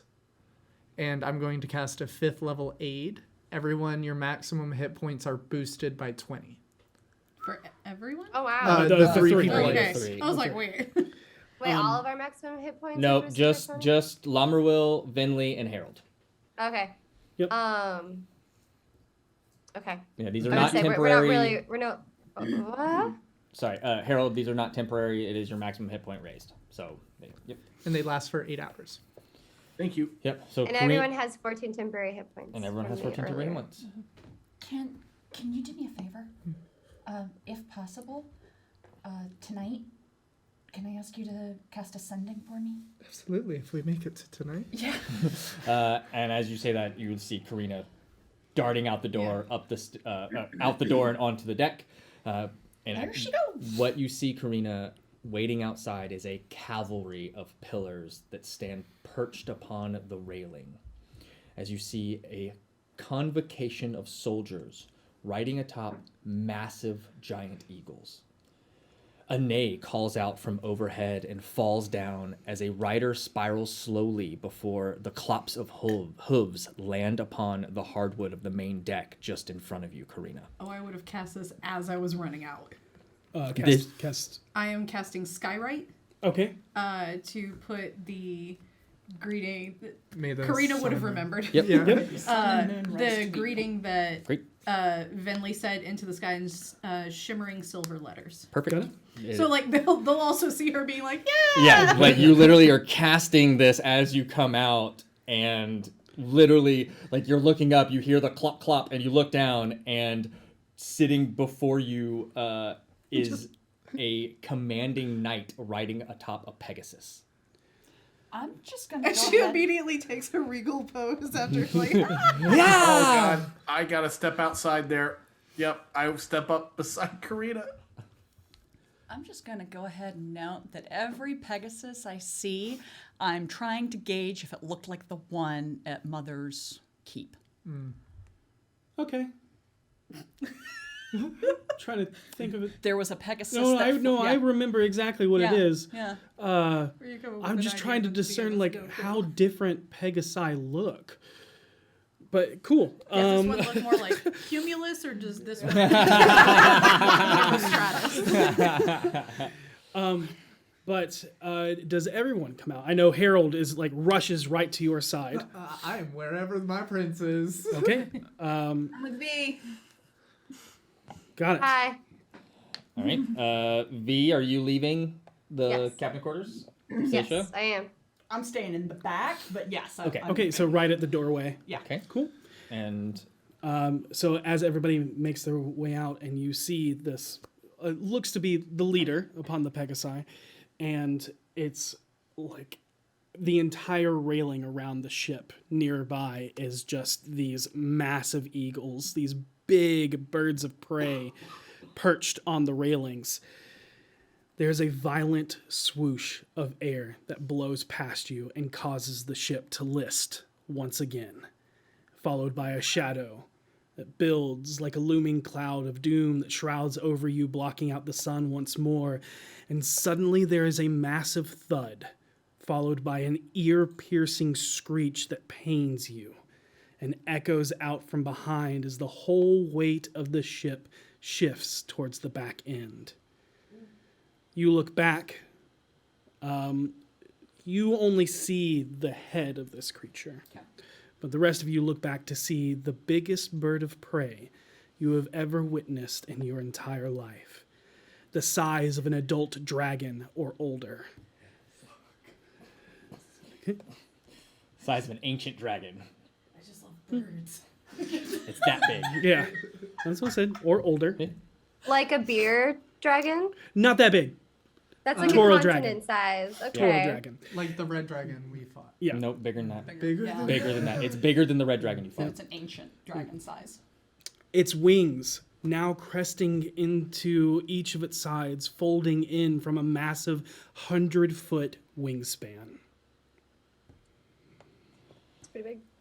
I am going to watch the captain, for lack of a better word, of the elven guard to gauge his reaction while everyone's introducing themselves. Your passive insight? Passive is, I think it's 20, I know it's 20. Passive insight is 22. Okay. I just wanted to make the record clear that I did pee myself a little bit. Okay. Just a little bit. The soldier seems the soldier seems unfazed, not surprised, and I'm watching when they introduce themselves, how he reacts to that. to how they Yeah. okay. How the rest of the part, how he reacts to who everybody is, Got it. basically. Got it. The soldier that rides this bird dwarfs in size in comparison, but from their frame you can tell that they are an elven female, not clad in the silvers and golds of swooping and cascading design that mimics nature. You see most of the other soldiers bare. Instead, you see that her attire is of leathers and barks and bone, all elegantly woven and designed and layered to be form-fitting, but as durable as any other hardened armor, with the elegance of formal attire. And she removes her helm as her hair cascades down across her shoulders and her eyes pierce glaringly down at all of you, much like the eagle she rides. And with an infuriated, disdainful voice she speaks. Then Lenthriel Gallinodel. What is the meaning of this? I'm going to put my staff in front of Venley. Pardon me. I am a visiting dignitary. I do believe that we had a lot of things to discuss. I have not been made aware of a visiting dignitary. I do What is the apologize. meaning of this? I told you not to come. Well, Amiria, I come bearing great news for all the land. You bring great news to this place after what you did. The only thing that follows you is death. You're right. I don't actually bring the good news. You're right. He does. And I'm going to step aside. Please allow him to introduce himself. I think you'll like this very much. And I'm trying not to smirk. and stepping from the doorway, you see the captain take a step next to you, Vinley, beside you, and he gives you a look, Karina, and just nods, and kind of giving you just that with your even your passive insight, you're good, but a thank you, like almost like a little wink, as he just kind of looks up at this massive eagle that is bigger than any eagle you've ever seen. I will say this. She was speaking Elvish, so she knows you speak Elvish. Just for everybody else playing that card. Yeah. She knows that Karina speaks Elvish. We're gonna assume you cast comprehend languages. I did. I forgot to say it. No, it's all good. It's all good. I mean, you can cast it as a ritual spell, so it doesn't even take a Yeah. spell slot. So, and there was ample time for that to And to we know happen. you talked about it. Yep. So yeah, so at least for the next hour, you understand Elvish. May not be able to speak it, but you understand. And kind of looks up. I wasn't aware that a moonflower needed such permission. And you see Amaria just like her irises dilate, pupils just become pinpoints. No, much, the irises. just, Everything goes black. and just an astonished look, and you watching the other one, the Pegasi rider, the Pegasus takes a step back, just feeling the movement of its rider as he sits back deeper in his seat, seeing who just walked upon the main deck. I would like it to be on the record that I rolled a deception check to hide how much of a little brat sister I'm being right now. Just like, and What'd you get? Got a 12. Got it, so- cool. Yeah. It's not. You're not hiding it very well. You got a little shit-eating grin right now. Do I need to roll deception to look confused while they're talking in Elvish, or can we just assume that I'm good? What's your passive deception? Passive deception would be 20... Yeah. Okay. 22. You're Just good. assume Seisha wins every roll ever. You're good. And we'll continue. Valenthriel here brought me home. No, please. My prince. She kind of sits back now with a little bit more confidence. What illusions are you trying to get at, little sister? You, more than anyone, know I don't like illusions. That's not my thing.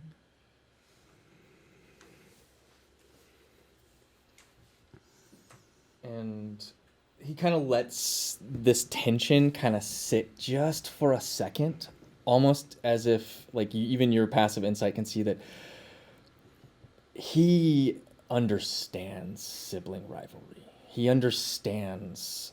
You almost pick up this. He's been in Vinley's shoes. I relay all this through the telepathic link.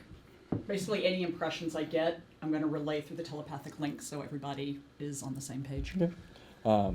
There is that familiarity there, as he was the outcast, and as this just almost this stare down between you and your sister. You can see her jaw clenched. You of all people know, even though she is hiding it very well, you know that she is fuming. And there is a hum as you hear a shing as the king's blade is unsheathed.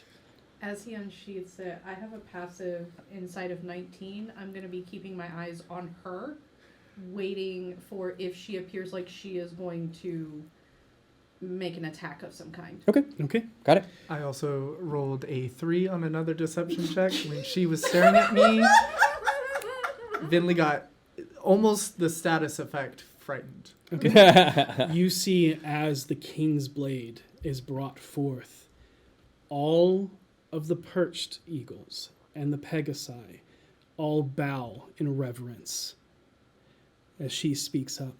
Do not bow to him. Although he holds the blade, he is not king. While she's speaking, I very slowly and methodically get to one knee, then another, and get full, like, elvish proper bow to the prince holding the king's blade. And you know that the others would be doing so if they weren't mounted. Mm-hmm. It is basically they are bowed with their mounts. And she goes, I command you, stand. And you see them all stand back up. I may not be queen, but neither is he king. For we all kneel to King Durathil. You see Lamruel. Really? Durthil? He was one of the ones that I had. You don't even have to roll. He was one of the 6. Oh, Yep. God. Oh. I haven't stood. Yep. And he'll... But that was just so you see that this is no illusion. As you all know, as he addresses the soldiers and then lastly landing on your sister, that only one who is worthy to hold this blade wields it. Any other instantly turns to dust. We all are aware of the lineage of that blade and how it fell into your hands. I also see that your past still follows you, Lamruel, as you have brought these Natelkasia here to our homelands. And I see that you're just as stuck up as ever, Amaria.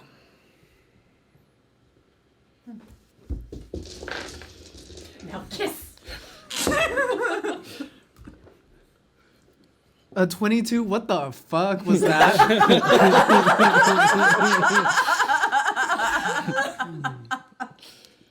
You would know that the prince would be familiar with the head of the families that live Yeah, within. but that sounded like Dabble. There's definitely some form of familiarity. Thank you. Whether it's, In just... Bentley's mind, worst case scenario is probably true, so in the telepathic bond, you just hear, "Ugh." Yep. But... well... Also, I'm guessing you have probably stepped out further now. If not, just let me know. No, I'm gonna stay where I am. Okay, cool. I still have What not is your stood. passive insight then? I'm the only round ear here, so I'm just gonna stay back. 14. 14. A passive perception, 19, investigation of 20. Does anybody have a higher insight? 17. But I can't see. You said 17? 19. 19? Okay. Harold and Karina, when Amaria said that we bow to King Durathil, there was... She didn't like saying it. She did not like saying it. One of those, you get the bile up in your throat when you Yeah. gotta say it. Yep. King Yeah, King Sorry, I was thinking about something else. like coughing up a hairball on deck. I am still melted. I'm still here. Okay. I think it would be wonderful to speak to King Director. Because he hasn't told me to get up. What is your purpose here? He'll Gesture. yeah. I'll stand slowly while I let her question hang while her hands are shaking. My purpose is merely to reinstate things as they should be. Things have not been how they were for a while now, Much longer than you know. even if it is a fleeting time for us. Well, then I'm sure we're all equally excited to get things back the way they should be. I will inform the king and his advisors of your arrival. Thank you so much. And you feel like the like almost like the ship hitting a wave as it just shifts and just massive woof, woof, as just these gusts of wind are blowing past you. and she flies flies Catch Petunia as she falls backwards. Petunia is the Wilhelm scream of this. She flies towards the moonstone spires of Luthulspar, the capital of Evermeet and home of the Moonstone Palace, where there apparently is a new king residing. This is ahead of schedule, isn't it? There was never an official date. Right. The official date was before the end of the year. Okay. Yep. Cool. But as you watch your sister in this massive bird, we're going to take a break. Karina over the entire time. I managed to talking not say a word. I didn't say anything. Are you feeling okay? I'm not. There's so many good jokes. I did just great. was like, oh, I can make You jokes did here. fantastic. All right, everyone can unclench now. Vinley walks off, I throws unclench. up. Yep. All right. So thank you all so much for joining us for this first half. If you haven't done so already, enter hashtag Eldritch into the chat to win a $50 gift card to Eldritch Foundry. And we will be back in about 15 to 20 minutes. My sister's got a big ass bird. Here we go, and we're live. Oh, we're back. Hello. We're back, baby. 2023. Professional. Wow. Okay, hey, we're back. So to catch up, people that may be just coming in now, the group is at Evermeet, floating in the air. They discussed how they were going to present themselves to the council. It's going really well. And got their names straight and made Lamruel look like Lamruel again. And then Karina had a fun time in the Shadowfell, speaking to her patron. And She rocked like a boss. Yep. It may also be in our notes. Karina will sass.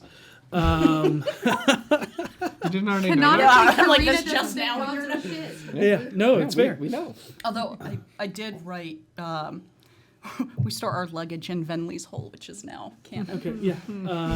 And then they were hailed by the Evermethian cavalry I wasted this guy, right? of eagle riders, a Pegasus rider, and a rock rider who just so happened to be Amiria, Vinley's sister. Rider of Eagle, that's embarrassing. You smell like eagle. Smells like bird.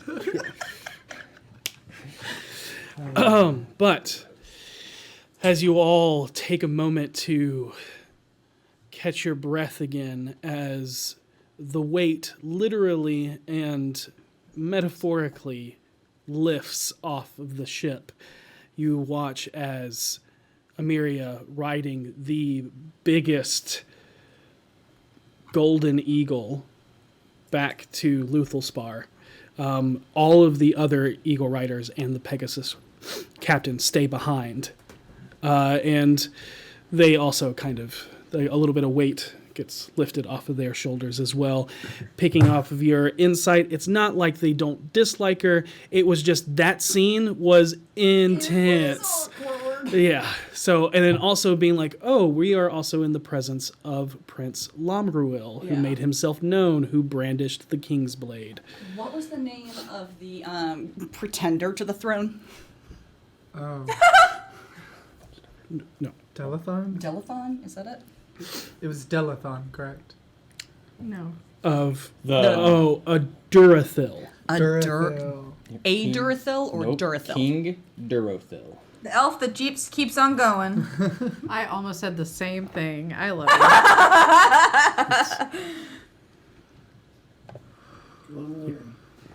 Oh, this is going to go so well.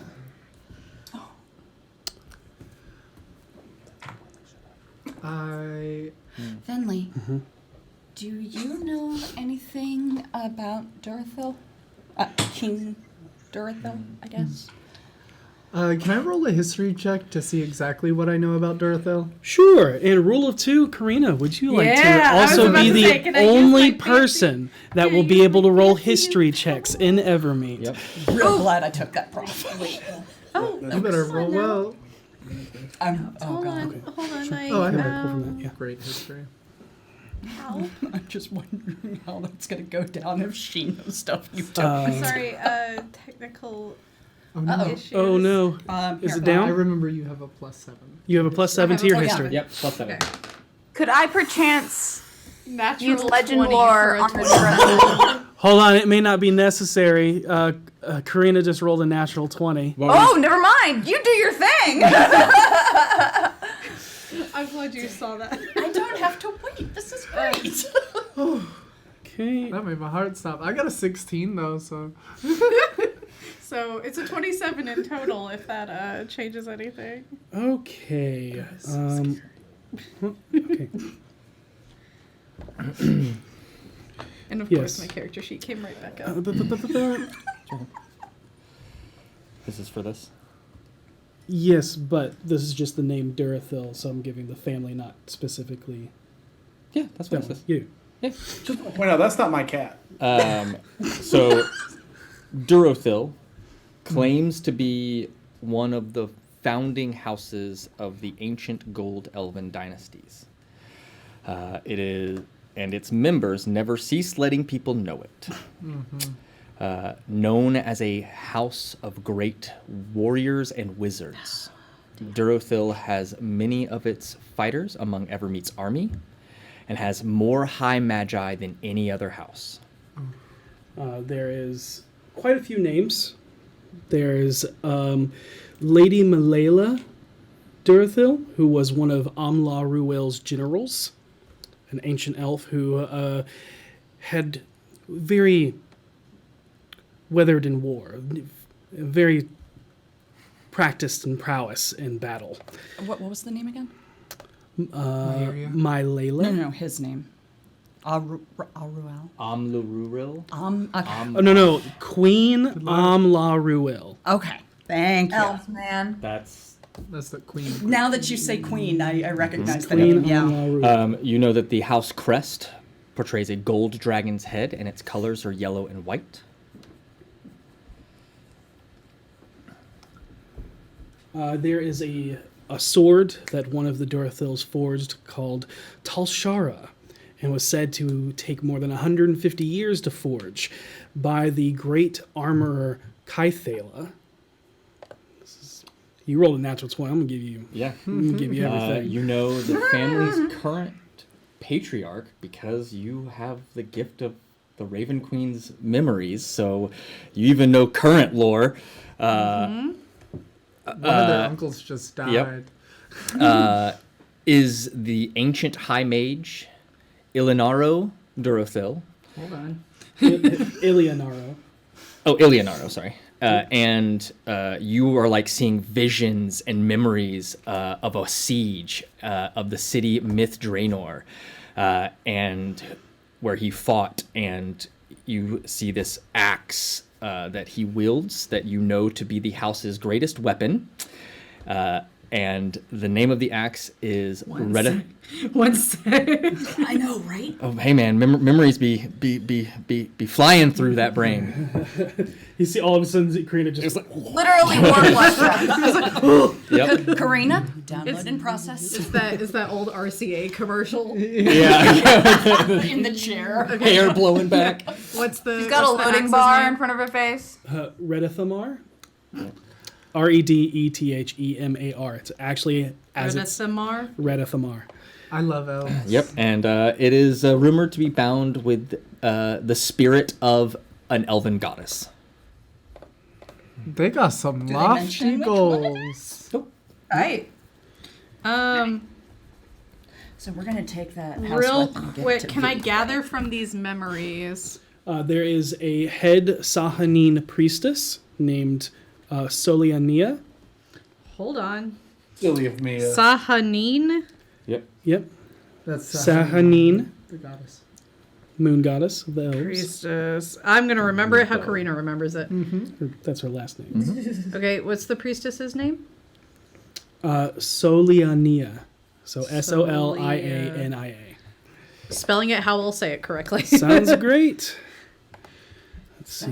Is decidedly pronounceable for an elven name. She changed it. She added apostrophes. That's her stance. So, all right. That's Through all of this, can I tell what would have been, before I act like a cocky middle child, which of this info would have been the kind of thing I would be aware of as an outsider? Like, none of it. Okay, so none of this reads as like, this is known across the land. Here's something. Okay. This is something that is secret, but Lady Askahala is legendary. You see a vision of her in the Eagle Hills, as you learn to know that it is called, where she likes to be secluded. You see an elven woman who has lived well beyond the time for Arvindor. If you look at yourself in a reflection, you see that your eyes have a moon glow to them. And you see that she tends to dragons. Rest. There you go. That's a neat career choice. Yo, let's try and stay friends with this family. I kind of like them. I don't think they're gonna like us. I mean, they might. Their dude's king, and we're about to kick him off the throne. Vinley, I would say that you would recognize the name Dorothil as the, like, wizard. Yeah. High Magi I bet house. Vinley used to want to be a Durthil. Probably. But They are gold elves. But they And they're are like, gold elves. how do I In fact, marry they're into the that only family? They were the only gold elf on the Council. list of Yep. of viable councils. Yep. Interesting. The Sun Elves, the Gold Elves, clutched the throne. Are the guards still? Yeah, the guards are still there. Yep. But you are ushered, or basically the ship begins to Is escorted down. descend as you are following the Pegasus rider, and you are flanked by 4 eagle riders on the side and 2 in the back, as you are brought down and the ship lands in the water, and then Is again smooth. There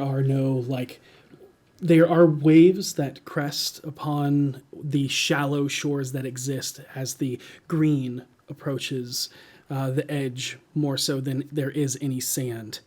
It is not like as vibrantly crystalline, clear, and fun with color as Kinsholm was, but it is still a very beautiful water and calm.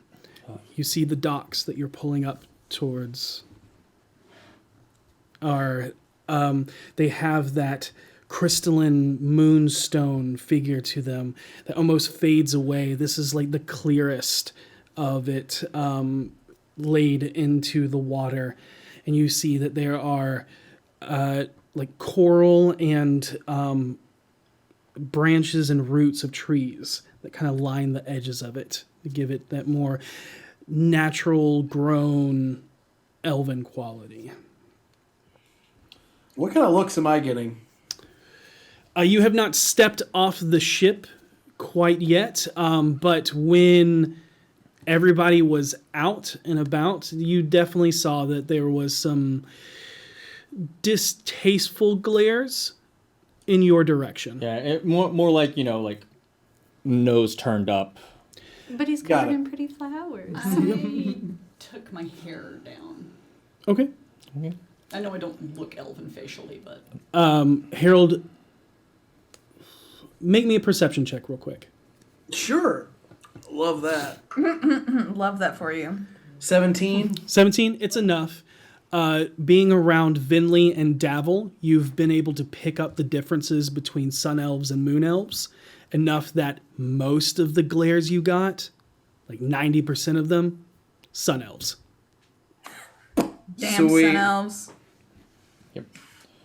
I don't know if it matters, but V's clothes is various shades of green. So Okay. With my cloak of many factions and all that stuff. So Awesome. Yep. So yeah, as you approach these docks and start to save, you can see the crystal towers rear up from the ground, glittering and gleaming like gigantic, multi-faceted diamonds. But where it joins the soil, there is neither seam nor gap. It's as if the tower was raised from the earth itself and continues to grow like a vast plant, its connection to the soil never unbroken. The wooden buildings, the few that there are no different, for they are built without cut timber. Walls are solid stretches of living wood. Floors are alive with intricate whorls and patterns that change as the building grows. Roofs may be grown from either heavy bark or shiny leaves and shed both rain and snow from the looks of them. The streets are likewise paved with natural substances, and you see that they actually glimmer as if made from a diamond-like crystal. And the crystal surface gleams brightly and appears to be glassy smooth, but it is not treacherous underfoot. What color is under the crystal? It would be just an earthen color. Earthen brown? Yeah, Okay. there's different shades and things like that. Okay. There's nothing, at least right here, that is unnaturally colored or very apparently tuned with the Feywild. Okay. Yeah, there may be gleams of it throughout the island. but Okay. as of right here, Thank you. the ground does not seem to be in two planes. I don't know if it'll make a difference, but my passive perception is 27. I know all your passives are wild. Yeah. Every aspect of the city sings with beauty, grace, and elegance in its design. The swooping curls of an intricacy of Art Nouveau that mimics a stylized version of trees branching out and growing on top of each other. Yep. And at the center, that you can see that it almost as if the road itself leads straight to, is the Moonstone Palace. It is perhaps the pinnacle of elven architecture, design, and harmony. The palace is a vast white structure crafted of alabaster marble and moonstone crystal grown directly from the land itself. The structure is a pleasing combination of domes, slender towers, long galleries, flying buttresses, sky bridges, and other features. You see, protecting it almost like a wall is these 50-foot wide, diameter trees just massive like redwoods that grow to about 500 feet in the air. in the canopies you see a lot of once you land, many of the eagle riders fly or they dismount as their eagles fly towards those trees and perch in, and you are all flanked heavily, at least 2, maybe 3 soldiers deep on each side, completely as you are marched down the streets. You are not bound, you are not at blade, it is just a barrier between you and the elven people.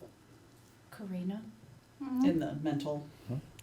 Do you want a steed to ride? I think that would look rather goofy. Okay. V? I think that would look goofier Okay. on me. Finley? Unless it's a giraffe. You're just getting radio static from Vinley right now as she's looking up at the palace. The venue you're trying to reach has been disconnected. Other things that you notice, there's a lot of villas, very much like the Sea Ward of Waterdeep. A lot of the names that were on the council were the high family members of these said houses. And before, there was, this is just you know this, I'll also let you just know this. When Amla Ruil was queen, she had a council of matrons, these female advisors. After that, after her disappearance, you're unsure as to what happened to them or if they were superseded by the families in the sense of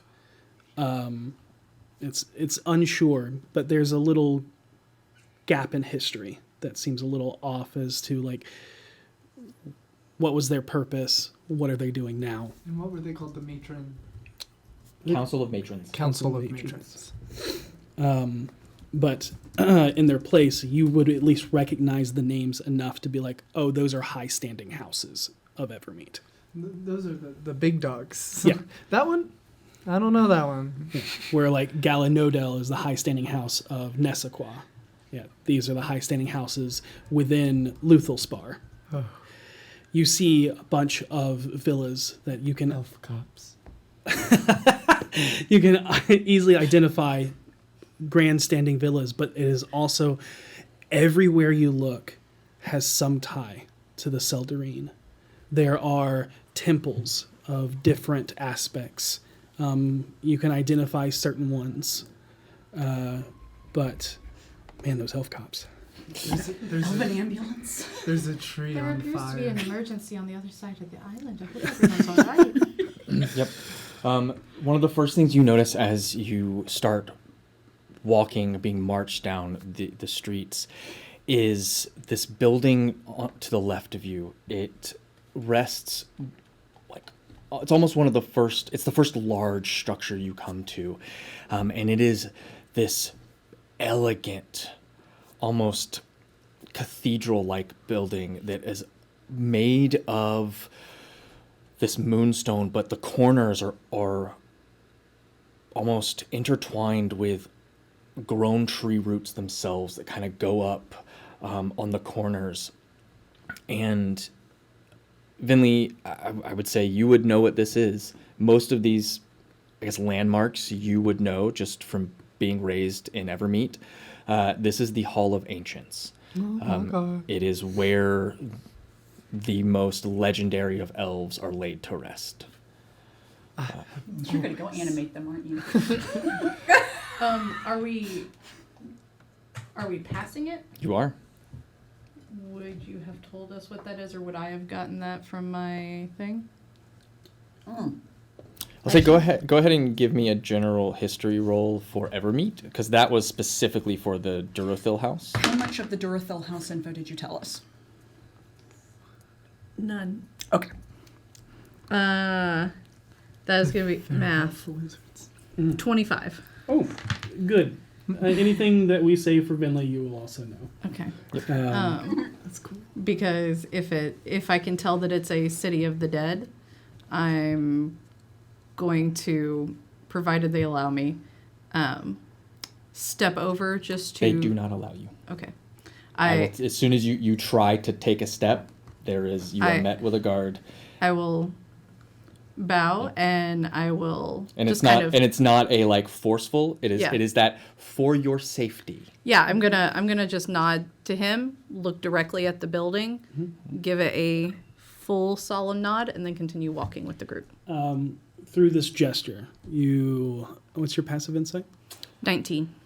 Okay, you see that there's some surprise that you would know what you are bowing towards.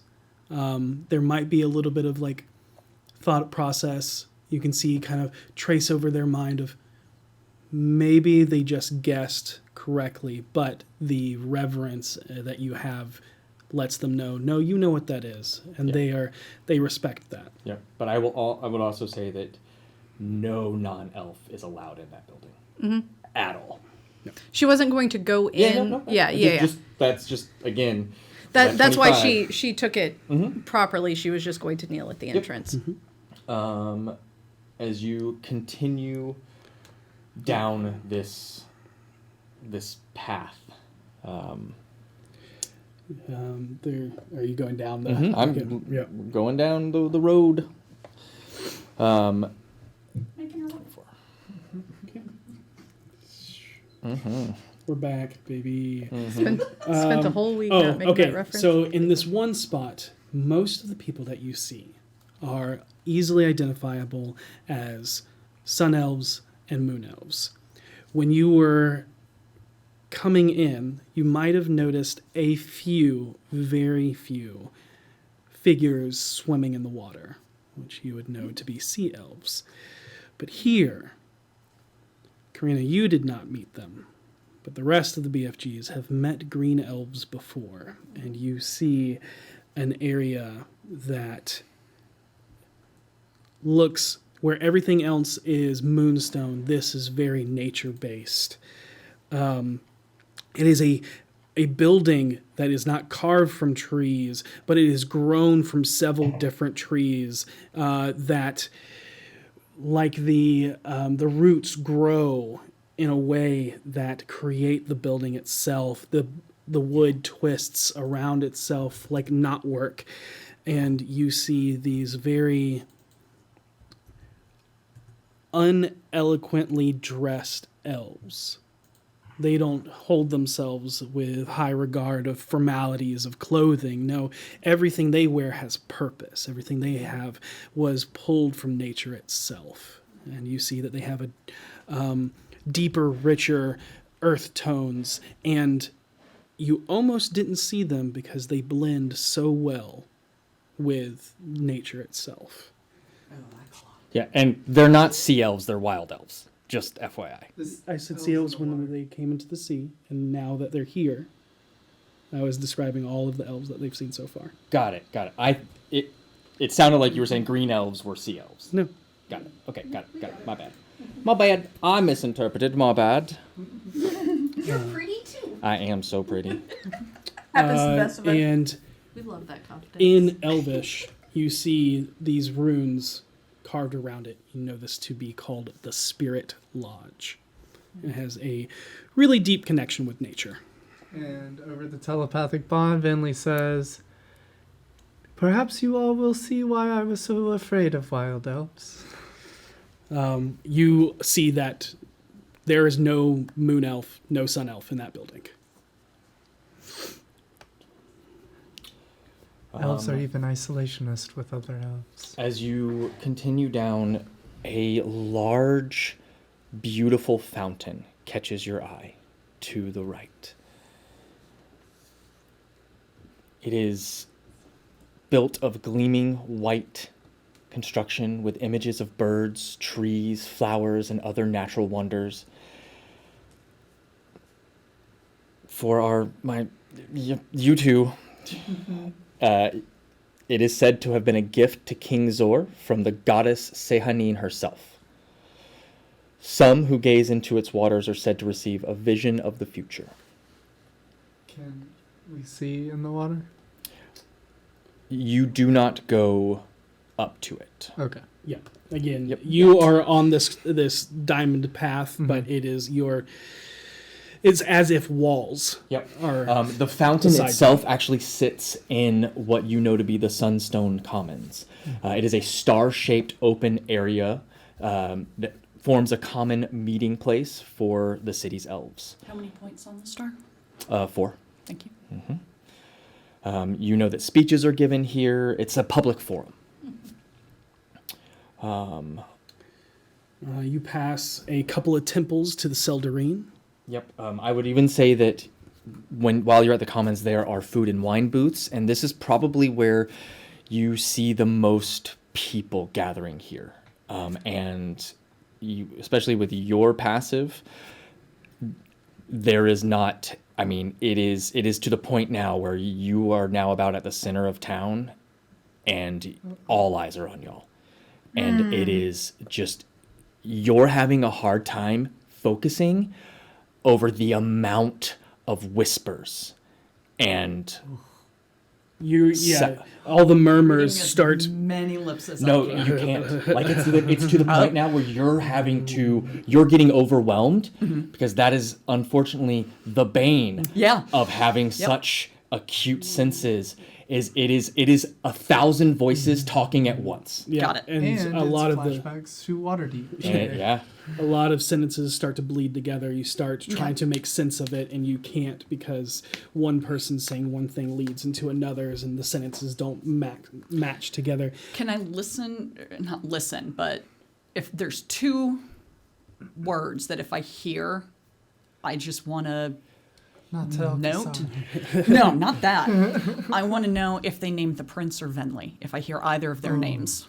Oh, you hear the prince. You hear 100% the prince's name. So people recognized him coming back. Yep. Dope. You do not hear Vinley's name. I tell everyone over the telepathic bond that the prince has been recognized. Yep. It is a lot of oh my god. Oh, that's the prince. The prince has returned, and a lot of There's confusion. this is a lot of non-elves. There's the insight of just her to carry herself. Yeah, as big shot as possible. Yeah, the insight is confusion, intrigue, fear, and hope. Got it. Yep.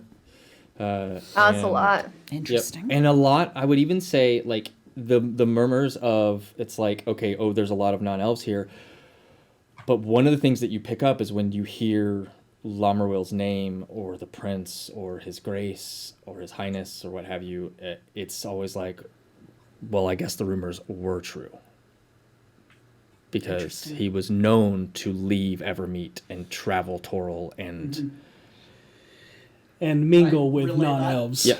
Yep. And it's not said in a disgust. It was more along the lines of Well, some people would be like, I guess, okay, that does confirm it, but there might be some that are a little bit disappointed. Yeah. Yeah. Yep. Oh, yeah. Kind of forgetting the telepathic bond, saying her thing. Is it true the elves are vegetarian? Because that was a good food area back there, and I'm really hungry. Not all. Oh! And Vinley just has Savard, like, she's walking with her hands like this, and Savard is on her knuckles. And he's keeping her hands exactly where they need to be, just like holding them with the little buggy legs. Simone's on the staff, but like great balance. The next set of buildings you come to, you instantly recognize as temples. There is 3 main temples that kind of stand before you on either side, and there is the Temple of the Seldarine, which is it's a complex that consists of a large central building, several surrounding parks and shrines, and it's secluded by evergreens and poplars. In the main building is a large dome containing several halls dedicated to the worship of the individual Seldarine gods and goddesses. You can see past that is the Temple of Corellin Larathan. You see that this is surprisingly a smaller temple. You would think that the leader of all of the Seldarine would have the most honor, but it is a smaller temple dedicated exclusively to the leader of the Seldarine. It is a pleasant building with twin spires and a central hallway leading to a large statue of the man himself. I think as we walk past all 3 of these, Vinley makes it a point to stop and bow for no less than 5 seconds at Karina each will temple. follow behind, but it's only above the head, not full body. And you would see the depiction of Corellin is like the epitome of everything an elf should look like in poise, in structure, in every way that the quintessential elf. I think a fleeting thought goes through Vinley's mind of, kind of looks like Davo. No, that's Vala. And then near him is the Temple to Sahane, his consort. I Sahane definitely Moonbow. bow to her. Yep. You can see the Temple of Kurlin Lorethan and Sahane Moonbow are kind of to the left. As you are getting closer, the road is actually beginning to fork as you are now approaching. You standing directly in front of the massive tree line, but you can see past into like through, if you're looking to the left, several groves of trees. They're a little bit further off and not on your direct path that you're going. You did pass the road kind of had a left turn that you could have followed that went towards those groves. Karina, as you pass the temple of Sehanin, you recognize it from one of your visions, as you were a person being blessed by Soliania Durathil, as she is the head priestess there. I think Bentley, when she's praying to Sahanin, whispers in Elvish, I could really use your blessing again right about now. She waits for a second and then stands up and continues on. Everywhere that Venli bows, Karina follows with a just decline of the head. Lamruil is waving to his people. He is Eat it up, buddy. Oh, he is making a show. He is like at some point like a small child breaks free and rushes towards and picks it up and like twirls it around and then sets them down, whispers something in their ear and sends them back off running towards. As the guards kind of like also shuffle them, like, how did you get through the lines? Yep. Oh, kids will find a way. Oh, yes. Yeah. I will say that the attention not only to you all, but V is getting quite a bit of stares. And she can see them all. As V towers over everyone. Yep. Draw a picture, it'll last longer. As, I mean, most of the elves here are 5'5". Yeah. If that. Yeah. They are not tall. They like come to my hip, my waist. And this, this towering, Goliath woman who, you carry yourself like a noble, as you have been raised, but with this just diadem of antlers coming up around, like almost like a collar around your neck. You have the Viking braids. You've changed your colors to green versus the red, but you still have that blood axe at your back. And although you look regal, you are still scary, powerful to look at. And like even with the elegant fabrics, but with the furs and stuff around you, the view is it's a lot of curiosity, but you can see that there are quite a bit of elves in leathers with bows and axes and furs, and especially as you passed by the spirit. Temple, whatever. So spirit much thing. stuff. I know, right? So many things. I love elves. Right? It's just so much. The Spirit Lodge, the green elves that like eyes drawn to you, and almost like this like nod of respect, that just the way you carry yourself and the way that they can see that the land has touched you just as much as it's touched them. Yeah, land people. Okay, that one. Yeah. And it's, when you're walking past that, you're instantly remembering Avon, the elven barbarian who walked with you when you guys met the three Belnorns in the Temple of Time. You're drooling. But she, she's also kind of trying to look intimidating as well due to the nature of our situation. So she sort of like gives like acknowledgement looks to the green elves, but not much more than that. Yep. Like she doesn't ignore them. And as you make yourself known, they kind of, again, blend halfway into the nature that is the Spirit Lodge. As Vinley, I think Vinley said earlier, that even amongst other elves, they are reclusives themselves. Yep. But eventually you come before the guardian trees of the palace. And you begin... Sorry. Y'all good? And you look back, Petunia is face first in the dirt, like just right as it goes from from Diamond Road to natural grass, just trips right on that ledge and just face plants right into the dirt. Can I make a check to reach forward and grab the back of her vest or clothes or whatever she's wearing and just pull her back so she's upright? So after she hits the ground, you can just... No, like as she's I would falling. say, yeah. I mean, Petunia's right in front of me, right? Oh, yeah. Because she's my So I was looking at person. something. I forgot what the word was.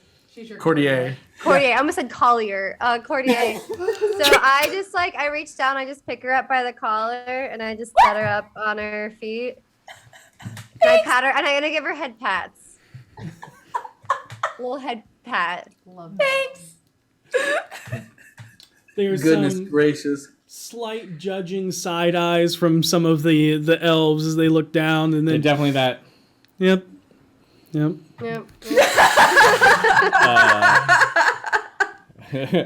I guess the rumors are true. No, but you make your way, like walking past these massive trees, and as you do, you can actually see that there is doorways leading into them, and each tree you can see multiple entrances into the actual heart of the tree itself. And your passive perception, you can see movement above, and you can see squadrons of gold elf archers just Trained on us? They're not, it's not knocked back, but they are watching. Bows are out. Okay.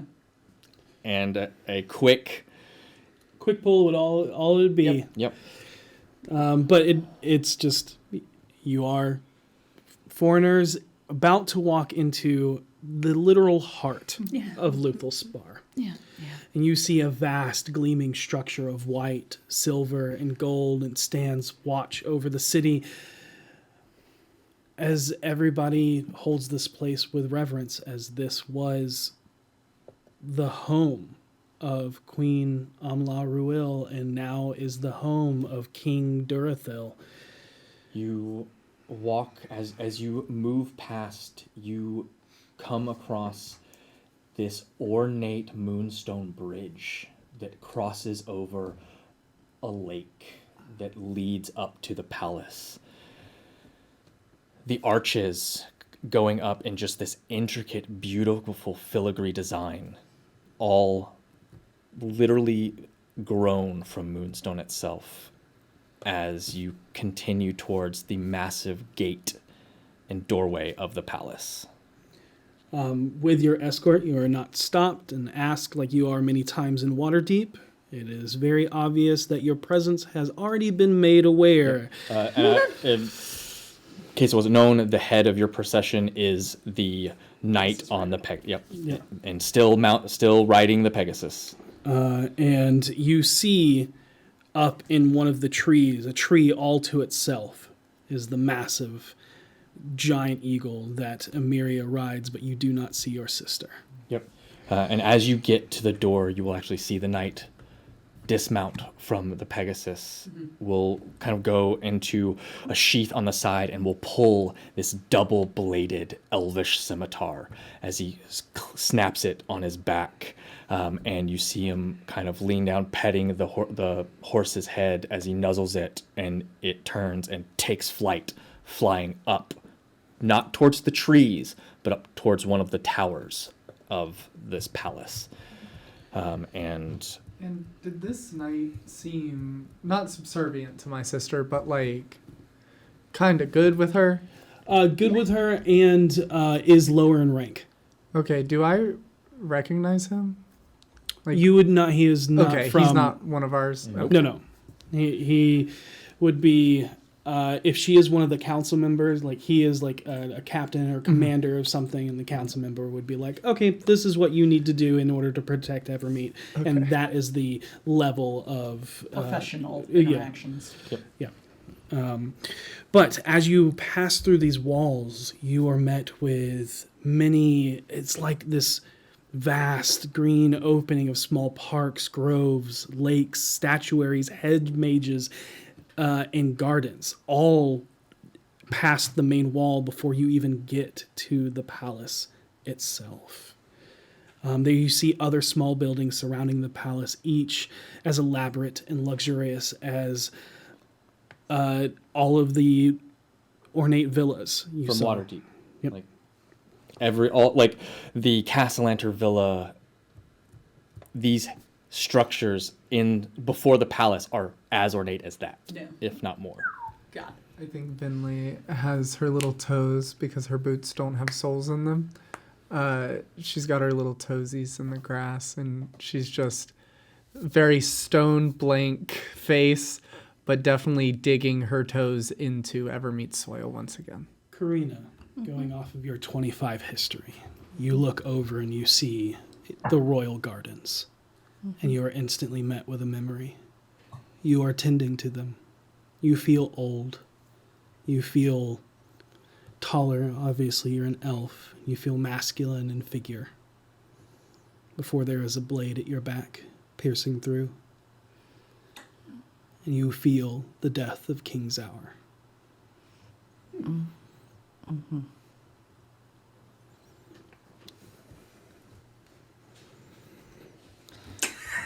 In the telepathic bone, just Finley, real quick, who is King's Hour?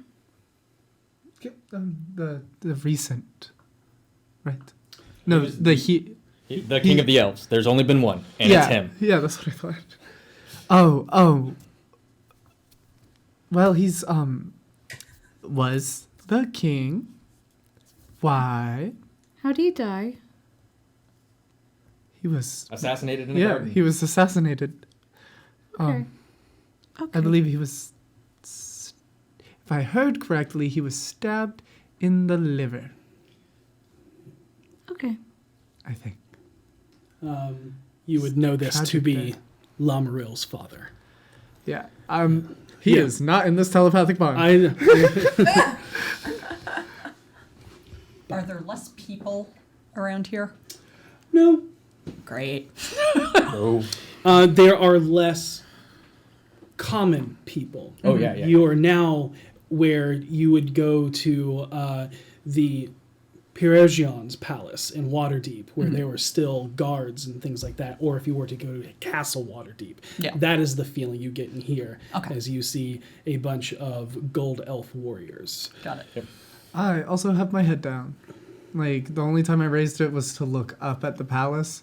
She has those two strands of hair kind of flanking like horse blinders her face from the view of any onlookers. She's trying to not hide her face, just like if anyone knows her, not get enough of that.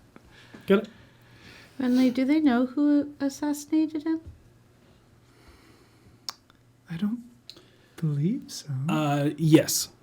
During the... There's a lot of question behind it. Yeah. I will let you know. 2 months ago, we went over the history of Evermeet and stuff like that. And you were told the history of Kaimil Nimison. Kaimil Nimison was a gold elf trader that turned against Evermeet. And his first attack is what killed most of the Moonflower clan. And he hired in a gold elf assassin to kill Kingsour. Oh, yeah, they definitely know who killed him. Yes.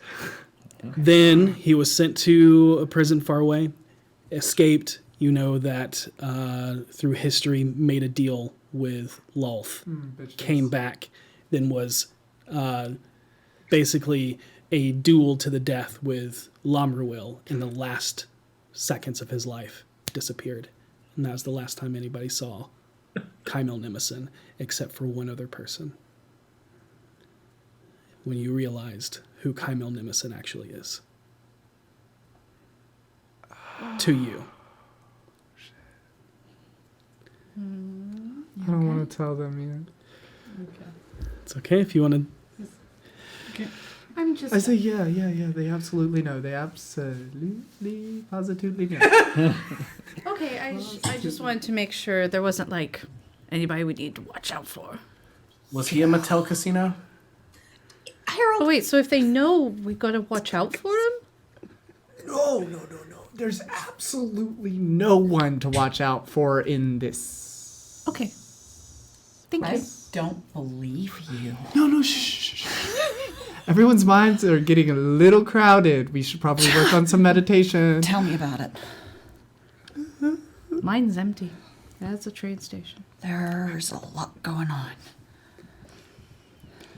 Yeah, I'm pretty sure I recognize that girl. She knows you. For brevity, you are brought past many great structures, and you are brought into the palace, as the entire time you're flanked on either side, and to the rear, and to the front. As you're then brought before a great hall, where there is a throne, and there's actually multiple thrones. One for a king, one for a queen, and many kind of off to the side for many children that no longer sit in them. Yeah, I think Vinley bows her head almost in mourning. Yeah, Like, I'd say she would notice it first, and then slowly everyone. But Lamruel has stopped at the entrance of this room. This is the first time he's entered without seeing his mother's face. And he just stops and stares. And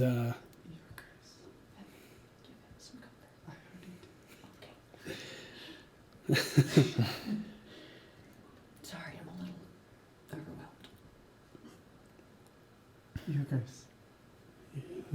yeah, Words can't make this better.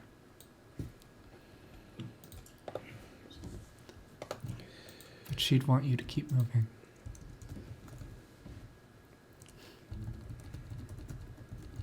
Dwelling is for the dead. I should have worn white. He says, I should have worn white. Would you like to? he looks to you with a little confusion. You see a small tear roll across his cheek as he nods. I will have to touch you. That seems... I As you like- go to touch him, yeah. you see the guard kind of like, they don't at the ready, but their eyes definitely shift towards you as, okay, what is about to happen? And I start casting prestidigitation to start turning his clothes all white. all right. And then I will also change one of the linings of my robe, armor pieces, Mm-hmm. one of those accent pieces, stark white as well. Okay. You see a couple, the guards nod in reverence of the respect you have just paid. Yep. And then I just do my little skulky thing and put my head back down. And under his breath, he'll...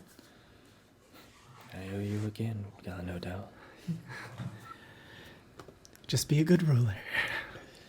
That's all. Speaking of rulers, sitting upon the king's throne, you see a very well-dressed, like elegantly gilded man, not like gauchely. Like it's not like, oh, look at me, I'm so great. It's just Tastefully adorned. yes, in a way that commands power and signifies that he is the leader.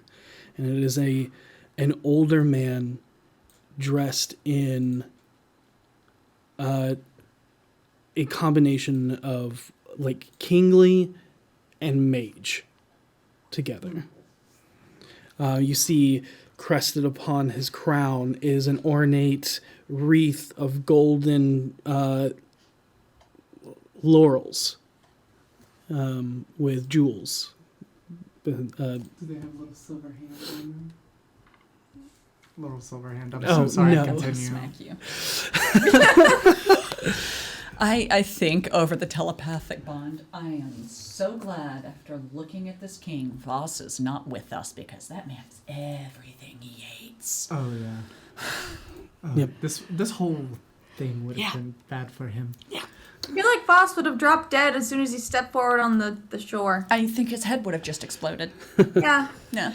And then you see occupying the seats off to the side where the children moonflowers once sat are the High Council. Quick insight check on my main man to my left. How's he feeling about that? Insight check on Venley. Okay. Shit, 12. 12? Yeah. Okay.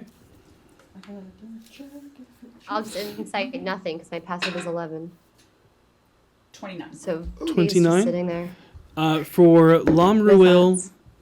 he doesn't seem hurt by this. And that is because that would be also where the Council of Matrons once sat as the advisors, once the children were no longer Are they there. at least different chairs? What do you mean different? Are they all the same chairs that were there when his family was in? yeah. Yeah, they're the I same don't like chairs. that.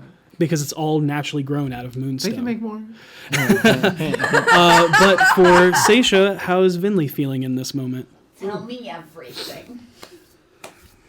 Okay, first is I think at the forefront of her mind she is concerned for the prince and his well-being and how he feels about anything that's going on. And then right under that is now standing in front of the king. She is absolutely petrified. The only thing keeping her away from being frozen in fear is her dedication to Lamorel. And then under all that, she is so excited to actually be in the palace because she has never been here before. She has only ever seen it from the other side of the trees. And that was once. Nice. So you see her like just grappling with all these motions and pushing down a childlike wonderment in being in this stunning place. As you're all entered in, you see the king stands as all of the council members stay standing, and the guards after the doors, large, massive moonstone doors, close behind you. They no longer are like breathing down your neck. They give you room and step to the side. As a crier comes out, presenting his lordship, King Ilionaro Durathil.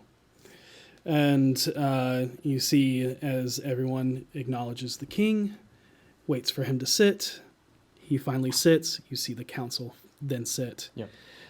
And so, to describe the council of what you see, on the ends, on the opposite ends, on the left side, you see a moon elf woman, which is wearing heavy or leather armors with furred accents, all elegant in their make with filigree tooled into them, and definitely has the look of probably a little out of place here, just in the way that like she would be better in the woods, but there is 2 axes on her hip, but is just kind of Does she rolling. have a crest or anything? There is. You don't see a crest on it, but you can see that tooled in the center of the armor is the holy symbol of Corellian Lorathan. Oh. On the other side, You see a handsome gray-haired silver elf. He looks at you all with a little cock to his head as he looks across you all. Very, of the multiple emotions, intrigue is across his face. I know. yeah. Of everyone that is on the council, this person seems the one that may be the most well versed with talking to non-elves. Yep. As, And I'd say your insight, even just passive insight, you can see that this moon elf, the silver-haired, gray-haired silver elf, if you will, as his eyes fall on Lamaril, there is a recognition and a smile, a restrained smile. We've got one happy to see the prince.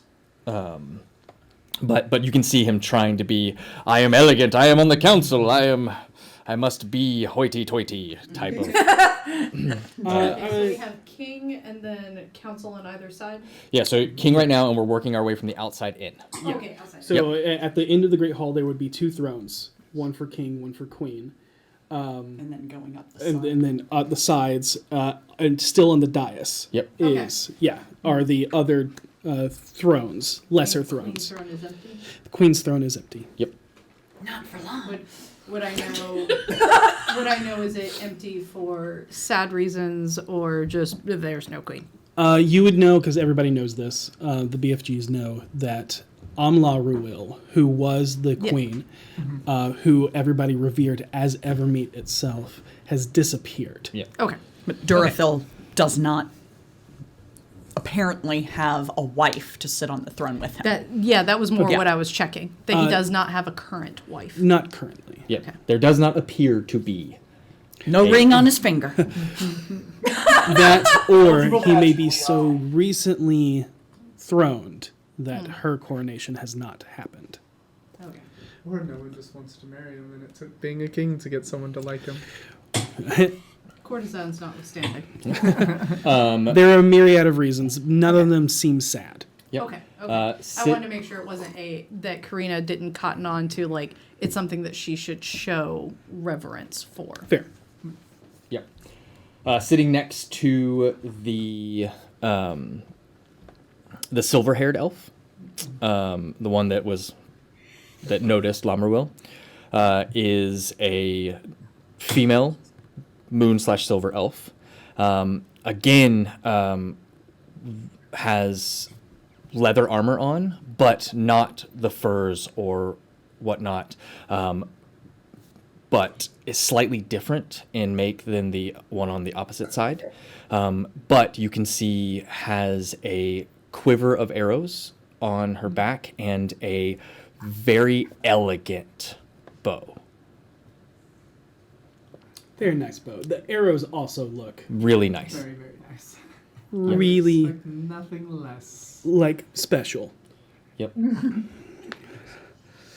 Yep. Yep.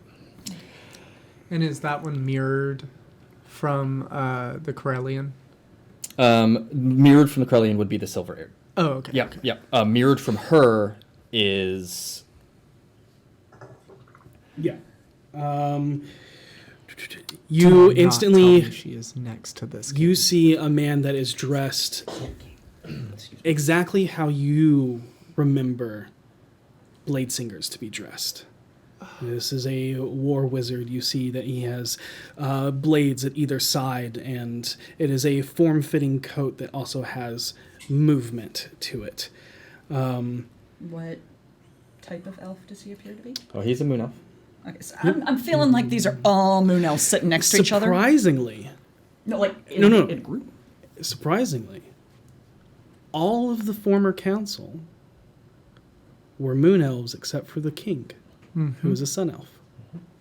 Interesting. And Evermeet has always been ruled by moon elves. Yep. Oh, I'm sure this is going great. Kymel Nimison was a... There you go.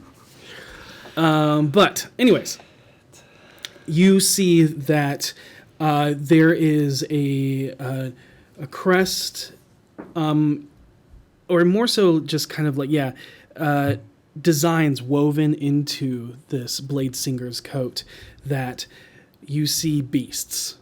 You see horses, hawks, dogs, all sorts of creatures that are used for hunting and for mounts, as it might have something to do with, or this family might have something to do with the mounts of Evermeet. Oh, I knew that family. Do they have puppies? No. And as your eyes scan, you do not see your sister. Is there an empty chair? There are a few empty chairs. Yeah, so there are. We caught them on their lunch So break. of this council, there are, I think, 2 additional empty seats on each side. I believe there was 8 mother of matrons. But regardless, there is at least 1 or 2 on each side that are still empty.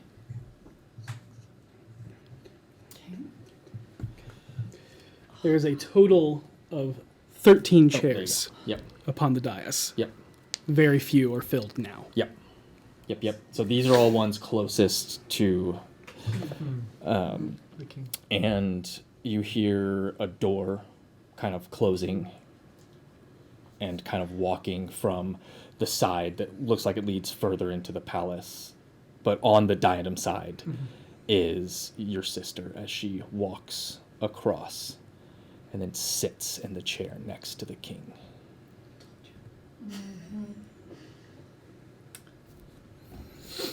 When you say next to the king, Dustin. In the queen's throne.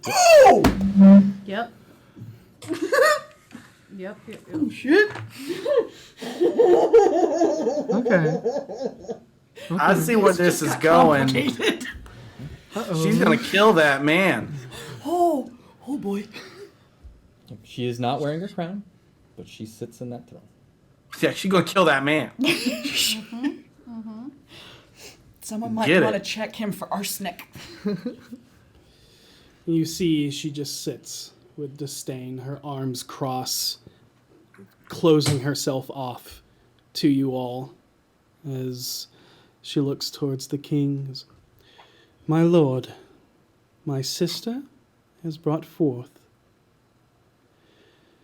Prince Lamruil Amanodel, son of King Zor and Queen Amlaruil, and he holds the king's blade. You see Lamruil kind of take a breath in and then steps forward.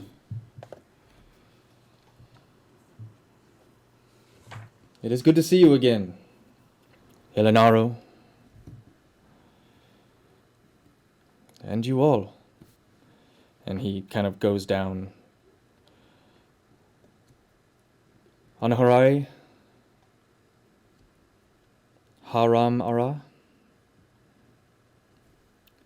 Hatharal, Lysanthir, and kind of goes down, and to put names to faces, working outside in from where we started. Anahare is the first one that was described. Moon elf woman. Yep. Lysanthir is the silver-haired moon elf. Lysanthir. Mm-hmm. Got it. Haramara. Haram Ara. That's what I said. Yeah. Haramara. Haram Ara. Out of my head. Haramara. I'm gonna name a dog Haramara just so I can Yep. yell Haramara. And then the last one is Hatharal. Hotherall. Mm-hmm. Can I make a perception check just as like a general? I'm gonna make sure that no one's trying to sneakily cast anything our way. Yeah, go ahead and make a perception check. What I got, Lysanthar's reaction. What were the other council members' reactions to seeing the Prince enter? To seeing you all, there is curiosity.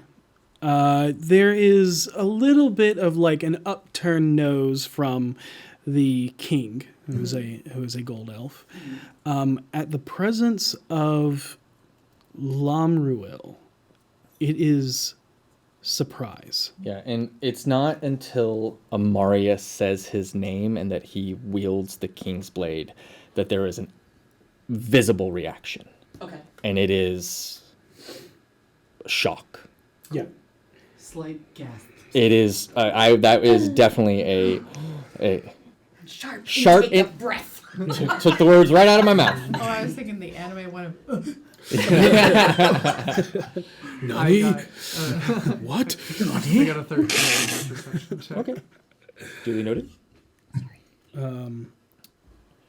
But and okay. as Lamruel moves forward and will, it is good to see you all, and I see no better houses than Iroth, Alanurath, Corinthil, Amankisar, and Galanodel to sit as council to Dorothil. And the king speaks up and goes, "Advisors, the council is no more. I rule as king, elected by the council. Only 3 days passed. My mother had a council. Council advisors. But it is your court. What brings you here after such time away?" To return home. Am I not allowed that? You are allowed. Why do you bring these outsiders? Because it is because of them that I am here. Who are you that stands in my throne room? As he says that, I'm gonna say, Harold. Petunia, you're on. I'm already stepping forward, and I will wave a hand towards Karina, and I will say, "May I introduce Queen of the Swirling Marble, Queen of Anzonden, and ruler of the Apollo people, Queen Karina Larova." He does not stumble like I just did, Yes, because I'm reading. we know your charisma is grand. And I will step back. I do not introduce myself unless asked. All right, and Petunia will kind of step up in his place and go, and this is Fio Miliana, the Unbreakable Heart, Khan of the Veterock clan, defender of the Star Mounts of the High Forest, and protector of the Prime Material Plane. I watch the reactions. I was about to say, I'm watching. You see reverence, and not in like complete equal, but like, oh, we are in the presence of rulers. Rulers have made their way here. There is some confusion with your titles, as they are foreign, in the sense of they don't recognize them. The mention of the High Forest and the Star Mounts is recognized, and the word of the Veterock clan has probably reached Evermeet, as you noticed that they recognize the name. Yep. I convey all that. Mm-hmm. That's good. Yay. I think. I hope. If Harold and Petunia are not going to introduce themselves, I will walk forward, bow respectfully. I am Lore Seeker Seisha Valispard. And then step back. Okay. They will, at this moment, assume that Petunia and Harold are heralds They ain't wrong. Baby, they ain't wrong. It was a long game play. He doesn't like to brag. And here we are. No. And Lamruil will nod at that. And it is because of Vlinthriel Galanodel here that I truly stand before you. It was in my quest to find Your wife, we are all very aware of why you left Evermeet.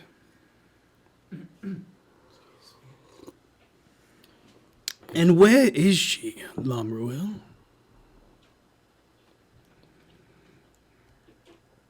she is not here.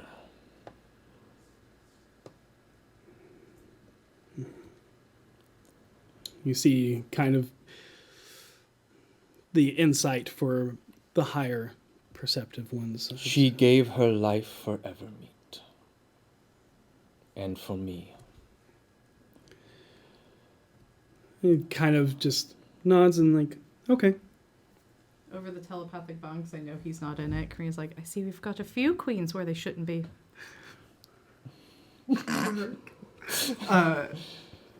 Vinley snickers, and in the same breath as the snicker, she says, Seisha, long shot, but could you attempt to see through illusions? Yeah, on who? The king. Got it. And I will... That was over the telepathic bond? As Okay. I step beside Lamriel. Okay. Does Harold do anything at Vinley's request specifically towards Seisha? Harold is attempting to keep his mind as blank as possible, as though if someone's reading their minds, Harold's trying to see like he's not even paying attention. Okay. Like he's not, like whatever they've put on him, he's not even supposed to be privy to, really. Okay. I just want to make sure that you heard the request. Yeah, I know what I could do, but I don't have 25 gold pieces of an ointment for the eyes. If So only I you can't had do those that right now. purple eye drops. Do you still have any? No, I think I gave them Oh, away. that's right. You gave them to Rakira. Yep, I gave them to Hope's What? character. Go ahead. You want to see through, try and see through illusions? Yeah. I was very tempted, but that was the first thing I was planning on getting was the ointment for the eyes. That's 8. That's perception, correct? Investigation. Oh, okay. That's what it is. Yep. 29. Oh, Mom, Jesus. Like I said, Christ. just assume she gets it. That was so scary. That I As really you just- have wild rolls. Only on a couple things. I'm very niche. There does not seem to be any illusions in this room. I don't see any in here at all. Okay. And if I can, I'm going, as I'm standing just behind Lamriel, I'm going to say, Your Grace, if I may. So he wasn't done talking. I stopped talking because there was out of Oh, stuff. okay, then I don't do that. Just so you know, yeah. So he was continuing to explain what has happened to him. But for brevity's sake, he basically relays that he, in that midst, had found himself cursed to lose memory and trapped in a beer, and then here, and then back to Toril, and it is because of you that you cleared and removed the curse and cleansed his mind, and because of Queen Larova found his memory once again, and he'll even say, and we'll refer to Queen Larova, and even he'll look and go, and her herald, and look to you, Herald, and say, found myself once again. And if it wasn't for these individuals, I would still be lost. The king nods. then you can step up and do what Oh you no, want to do. he said everything I was gonna say. King nods and goes, "So you're home. What do you plan to do next? I sit upon the throne, but you bear the sword. I- The telepathic bond, we could always let him try to hold it. Polite laughter. Yes, polite laughter. But I do. Or I have returned, and you do. I have learned much in my time away from home. I am not the same as I was when I left. hopefully that is true, but it is remains to be seen as he looks upon the crowd you have brought in. Your graces, Yes. V nods. what brings you here? I know that you have helped restore the prince's mind, but what brings you to Evermeet? Permission to speak frankly. I have asked you a question. I would hope that you would not lie. Oh, it's not Frank doesn't mean lie. lying. It's not lie, it's mere pleasantries or bluntness. Which do you prefer, Your Grace? I only ask that you be mindful of your words in our kingdom and make sure that you do not fall upon your own blade for someone to call satisfaction. Of course not. We merely have cultural differences, and I want to make sure they're respected. For, as I would say to my people, if they were to ask me, to be frank, I have found myself partial to this individual. It's why I wish to help him in the first place. But one can never know for sure what you are sending someone into when you send them home. As I have gained a friendship level affection for this individual, I merely wish to see his safe journey home. And I've heard such great tell of your lands. We are touched by Arvindor. Indeed. I respect and appreciate you wanting to see the king make his way home safely. Sorry, it does not say that. I knew that was a misspeak. That's Yeah. fine. The I was prince. really Yeah. gonna lean on that, but okay. Yeah, the prince home safely. It is what all queens should hope for princes to be home safely. And for you, Vedorok, so far from home. Yep. My bandwidth is low. Apologize for that. What brings you here? Assuming you can hear me. We can. Okay, sick. The same thing. I also wanted to see him escorted safely home. You see, And I've always heard of your lovely place of You're living, your residence, you could Can I say. interject with a telepathic bond? Yes. you Yes. see the king furrow his brow in confusion as he speaks, and he says, I understand this one's desire, but your clan, your Yeah. purpose is far greater than making sure a wayward son makes his way home. You make a very good point. Tag me in, Venley. Or V. Tag me in.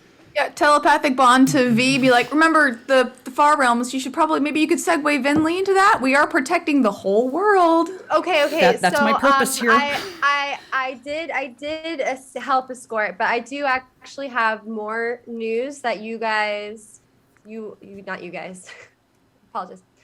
You all fair folk should know about. So the far realms, my people. Oh, we lost her. Oh. Wait for it. Wait, maybe. Dramatic pause. Yep. She could just be messing with us. No, we know. But if you would like to take over Yeah. it, it's fine if you so wish. Okay, I speak in common. I don't know if you can hear me. Oh, there you are. Oh, there we go. You're Oh, back. I've been talking this whole time. No, we lost said the you. far realms and it cut. Oh, Far Realms. Okay, yes, Far Realms. I apologize. My bandwidth is like really low right now for some reason. So, whoop. Yeah. So, there's an elder evil, and that's been unleashed upon the world that we witnessed back in Waterdeep, and it's gonna kind of take over the world. Pause. Like all of Toril, really. Okay. Pause on that. Yeah. And you guys should know You about it. clock Lythanseer or Lycanthier Yeah. at the mention of Waterdeep perks up and kind of like like sits back in his chair like She's trying. and We got our in, guys. We got our in. relaxes a little bit, but then We're in, boys. but then the other words kind of take over, and you see there's like concern that washes over all of them. Not recognizable as in like, oh, we know exactly what they're talking about, but you are. This sounds bad. This sounds bad. Yeah. Okay. It is bad. Do I have insight that I recognize that Landseer recognizes Waterdeep by name? What is your passive insight? 11. 11. I don't think V would notice it. Okay. Yeah. Well, I'm gonna let them know that Waterdeep basically. I'm not even sure if we should consider that a city anymore at this point. Unfortunately, it's pretty rough situation back there, and you V, all tell them that here there is have. an elder Mention the evil. statues walked. Mention the statues walked. V, tell them there's an elder I can't hear evil. you, Seisha, so I'm just gonna say that I'm gonna explain the statue situation because I don't think they're familiar with the statue situation. So I explained the statue situation, how they came to life, and that's a big problem. And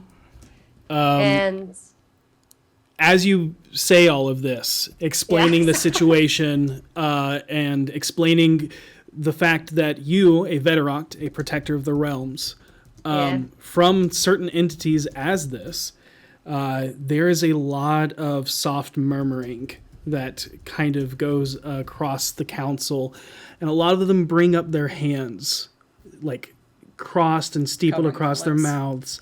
I know what they're doing. Yep. They're pointing at everyone else. Well, Yeah. it's They're more covering their so mouths. if you want to. That is a cantrip. So your basic Arcana would know message as. But yeah. there's the people. I They are messaging each other. Yeah. So it is a soft whisper that only the other. And you have to point at them. Yep. So. Yep. So they're messaging each other very quietly and protecting their mouths. Texting each other under the table. Hmm? Texting each other under the table. Yep. Yeah. And you see that your passive insights just pick up concern, and then Yeah, and also for Cadkins, I don't know if you heard Goblin, but basically was saying Seisha was telling V through the telepathic bond to throw it to her because this is her purpose for being here as a lore seeker to talk about this. So if you want to toss it to Seisha, you can. I just don't know if you actually heard that from yeah, Goblin. it's fine. I didn't hear anything from Goblin. So Ryan has me muted. It's okay. I heard that. There you go. Okay.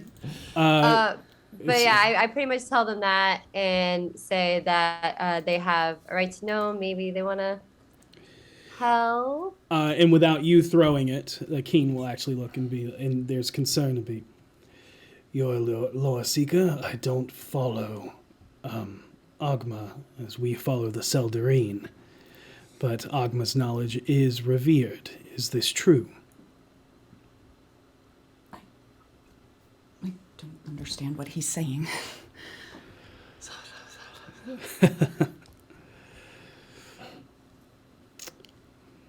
I need you to make me a deception check. Okay. Can I give her the help action? I'm literally helping her. Yeah. It was the I don't understand what he's saying. Yeah. Deception. Oh, she's pretty good at it now. Amusingly, now my highest skill. That is a 27. Okay. Okay, noted. Cool. And he nods and says, well, it seems the council and I have a lot to speak about. But, Graces, you and your advisors and your heralds will be sequestered into a very fine room, and Lamruel, you will have your old room to stay for the night. There are many things that need to be discussed. Can I motion to Lamriel that I have one last thing to say? And insight, did anybody seem to clock the deception? Nobody seemed to. Okay. Yeah. Nobody made a body language shift. Cool. And he says, you will all be my guests here in the palace. Thank you. You're so kind. And there was something you wanted to do? Yes. Your Grace, Your Highness, it's not only a threat of outside forces of this elder evil. There's a threat on our own territory, birthed here. A fairy. And you see he's kind of absent-mindedly listening to you. He does not pick up that last word as he reaches for an hors d'oeuvre, and Maria goes, no, sir, that has peanuts in it. You can't have it. And takes it away from him and goes, it did look so good. Peanuts. And so there's that, and he goes, I'm sorry, what did you say? And she goes, I believe it's time that we all sequester ourselves so that we may speak separately. Of course. And she gives a curtsy to both of them. Still very formal curtsy. And then rejoins back behind the right shoulder of Lamriel. And the guards come back to your sides and say, if you would follow us, please. And go to Lamriel. Lamriel stays with you for most of the time. And you're escorted out of the throne room, back down the corridors. But when you get to an intersection, he will go left, you will go right. And he'll look to you, and it's a good start. You're not dead. Are you going to be safe? Me? I'll be fine. This is my old stomping ground. Fair. you see this is out loud. You see the guards he will be safe. He is in the palace of the elves. He is the former prince. Are they speaking common to her? Because that was in common. Mm-hmm. Yeah, anytime she talks, it's in common. They will speak in Elvish. Yep. But you see it's kind of pointed how dare you? So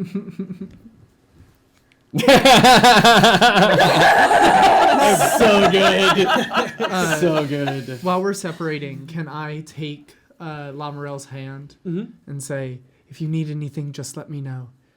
And I want to pull a piece of his fingernail off. Just real quick, just take it and bow just let it happen. Just Okay. let this happen. And then bow deeply to him and start walking away. Okay. You are sequestered into your rooms. You enter this grand, lavish room that is obviously made for those that are well respected. And the guards say, "You're to stay here." Speaking in Elvish, speaks to you. You're to stay here until you are summoned once again by his lordship, the king, Dorothil. His Majesty. Majesty. Or her grace. Either one. But if you shall need anything, as guest in the palace, simply knock, we will answer, and we will fetch anything that you so wish. Might I request a small sampling tray of your finest wares? We've had a very long journey. It will be yours. Thank you. Thank you. Is there anything else that you would like, Miss Queen Khan? Or yeah, I guess. Con, just con is fine. Con. Like Cher. Yeah, anything- like Cher. Or pink. Oh, excuse me. Say again. Don't worry about it. Just No. con is- What did you ask? I will fetch it for you, or I have someone fetch it for you. Oh, I didn't ask for anything. She would love cheese stuffed quippers, is what she said. Sorry. Cheese stuffed quippers actually sounds pretty good, so I will ask for that. Okay. That does sound good. And It's a quipper. It's like V, like kind of. Oh no. oh no, Over to Finley. It's a quipper. I just see V going. The thing that almost ate She said, me. what's a quipper? it's a fish. It's a fish, like a piranha. So you are led in. It's not a room. It is a corridor. So you actually have an entire wing of the palace. It has 6 rooms, a common area, like with lavish, couches and almost like like a lounge area. There's a small bar. Like it's like 4 Dragon Con suites in one. Oh my As god. soon as the guards leave, I go to the bar. Yep. And the doors close, and any time that you so wish, you simply knock on the door. It opens. You see that there are 2 guards there. You ask for anything that you so wish. The doors, they politely nod, say it will be yours, and the doors close. And then eventually, sometime within the next 30 minutes, it is whatever you request. It is yours. Yep. Each room has a small balcony that overlooks various aspects of the city and the island. It is a glassed-in balcony. Yep. But you can see over over the courtyard of the palace and stuff, and you see that it is paraded by many of the gold warriors and stuff like that. So Immediately going to my room and anxiety petting Simone. I'm going to send a real quick sending to Lamarel. okay, Just real simple. Reply to this message only when someone comes to speak with you. I will scry on you to make sure you're okay. noted. And with that in mind, that message sent, you all sequestered away. I actually wanted to talk to Finley. Okay. With that in mind and that sending sequestered away, we're going to end our episode there. Oh, I didn't realize how late it was. Yes. And that conversation can happen next time. As you are now in the palace, things are a little fine. Everything's fine here. Fine. I love my sister. Karina So probably fun. Offended by the having to act quippers like or her mother. anything. Not at all. Just put them out there. It's fine. If you haven't entered already, enter hashtag Eldritch for your chance to win a $50 gift card. We're going to make those polls very, very soon. Welcome to Evermeet. Yeah. Welcome to Evermeet. Genuinely, Well- I love this place so much. Welcome to Luthal Spar. It's true. Yep. The capital of Evermeet. Yeah. Basically, New York City, baby. If you can make it in Luthal Spar, you can make it anywhere. This truly is the city that never sleeps. There was a beautiful comment in chat when you guys were going through the council members' names, and they said, "Well, now you're just naming salad dressing." Is it a name or an elvish name? Winner of the Right. Eldritch Foundry gift card is EDI_ZG. Work. Nice! Congrats to you. We'll be in contact to get that to you soon. Yes. Welcome to 2023. Yeah. And, It's so great the to be third back. That's awesome. Year Yeah. of the rabbit. This Yeah. is our final season for this campaign? It is. We are in the final arc. So our 4th year anniversary is today, actually. Oh my Oh my god, we're almost god. old Wow. enough to go to kindergarten. It's also Wow. the 1-year anniversary of our channel. And it is the 1-year anniversary of our channel. It is. Well, happy Again, anniversary, everybody. Yep. big announcements coming soon, so stay Yep. tuned for all of that. Be on the lookout to our socials. We will be having stuff will be coming down the pipeline this week, so please be on the lookout for that stuff and be excellent to each other. May you always roll with advantage. Good night, everybody. Deuces.